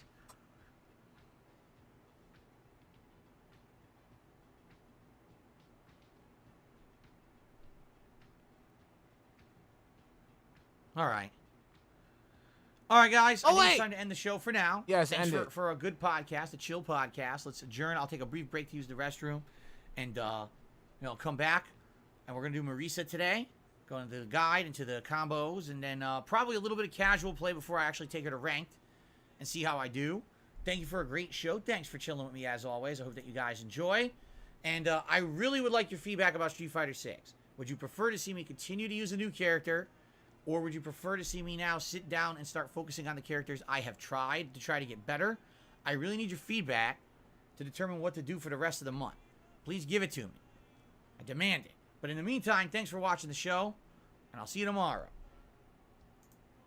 Okay. All right, guys. So. Wait, so how come Let's quickly get set up, but I am going to briefly use the restroom before we begin. That way I don't have to pee right away. It'd be nice. Typically, when I get into fighting games, I get so into them, I usually don't even take a break, which is pretty bad. I should take a break. I don't know why I don't. I'm also hoping that my shoulder and arm hold up, because like I said yesterday, I really hurt my neck. I tweaked it somehow. How the fuck you tweak your neck? And I was trying to play video game? Tour mode yesterday, and it was getting progressively worse over the course of the stream. So I hope that, it holds out today, and it's not an ongoing issue. I hope that, right now it feels all right. I feel a little bit of tenseness and pain, but it's not, like, bad or anything. So I hope that it holds out. I guess we're going to find out. Okay. All right, guys. Yeah, give me a minute. I'm just going to go use the restroom. I'll be right back. And then we'll start. And we're done. Okay, we're fucking done. We're fucking done. We're done. That's it. We're done. We're done. I can't believe I fucking subjected myself to this shit. Ladies and gentlemen, we're just gonna cut it off here. I know I'm still here. Piece of Piece is still streaming. Piece of Piece is streaming. Somebody in the chat just fucking spam Piece of Pieces stream so we can catch it. I'll catch you there. I gotta go roll up, and also I gotta have this chicken salad that I made. I had this like leftover rotisserie chicken, a whole bunch of it. I didn't know what to do with it, so I made it into a chicken salad. About to devour that shit. All right, I'll see you guys tomorrow. Thank you guys for stopping by. I'll see you guys tomorrow. We're trying to get back into the swing of things, and you know I want to make sure you guys have a good time. All right, love you guys. Catch you. Wait, let me see. I didn't see nobody. Spam piece. Hold on. Let me spam it. Let me spam it. I gotta spam it. Hold on. Okay. What the fuck? Come on. I want piece of peace. Give me. Fuck. Here we go. Piece. There we go. Oh, he's playing. Zelda. Playing Zelda. All right. Let me spam it in the chat. Chat.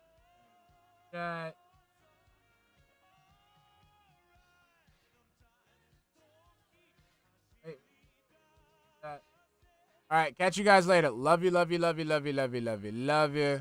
right, love you. I will catch you guys tomorrow. Okay, you guys know I love you. We're gonna love it up. Okay, we're gonna love it up so hard right now. I'll catch you guys mañana.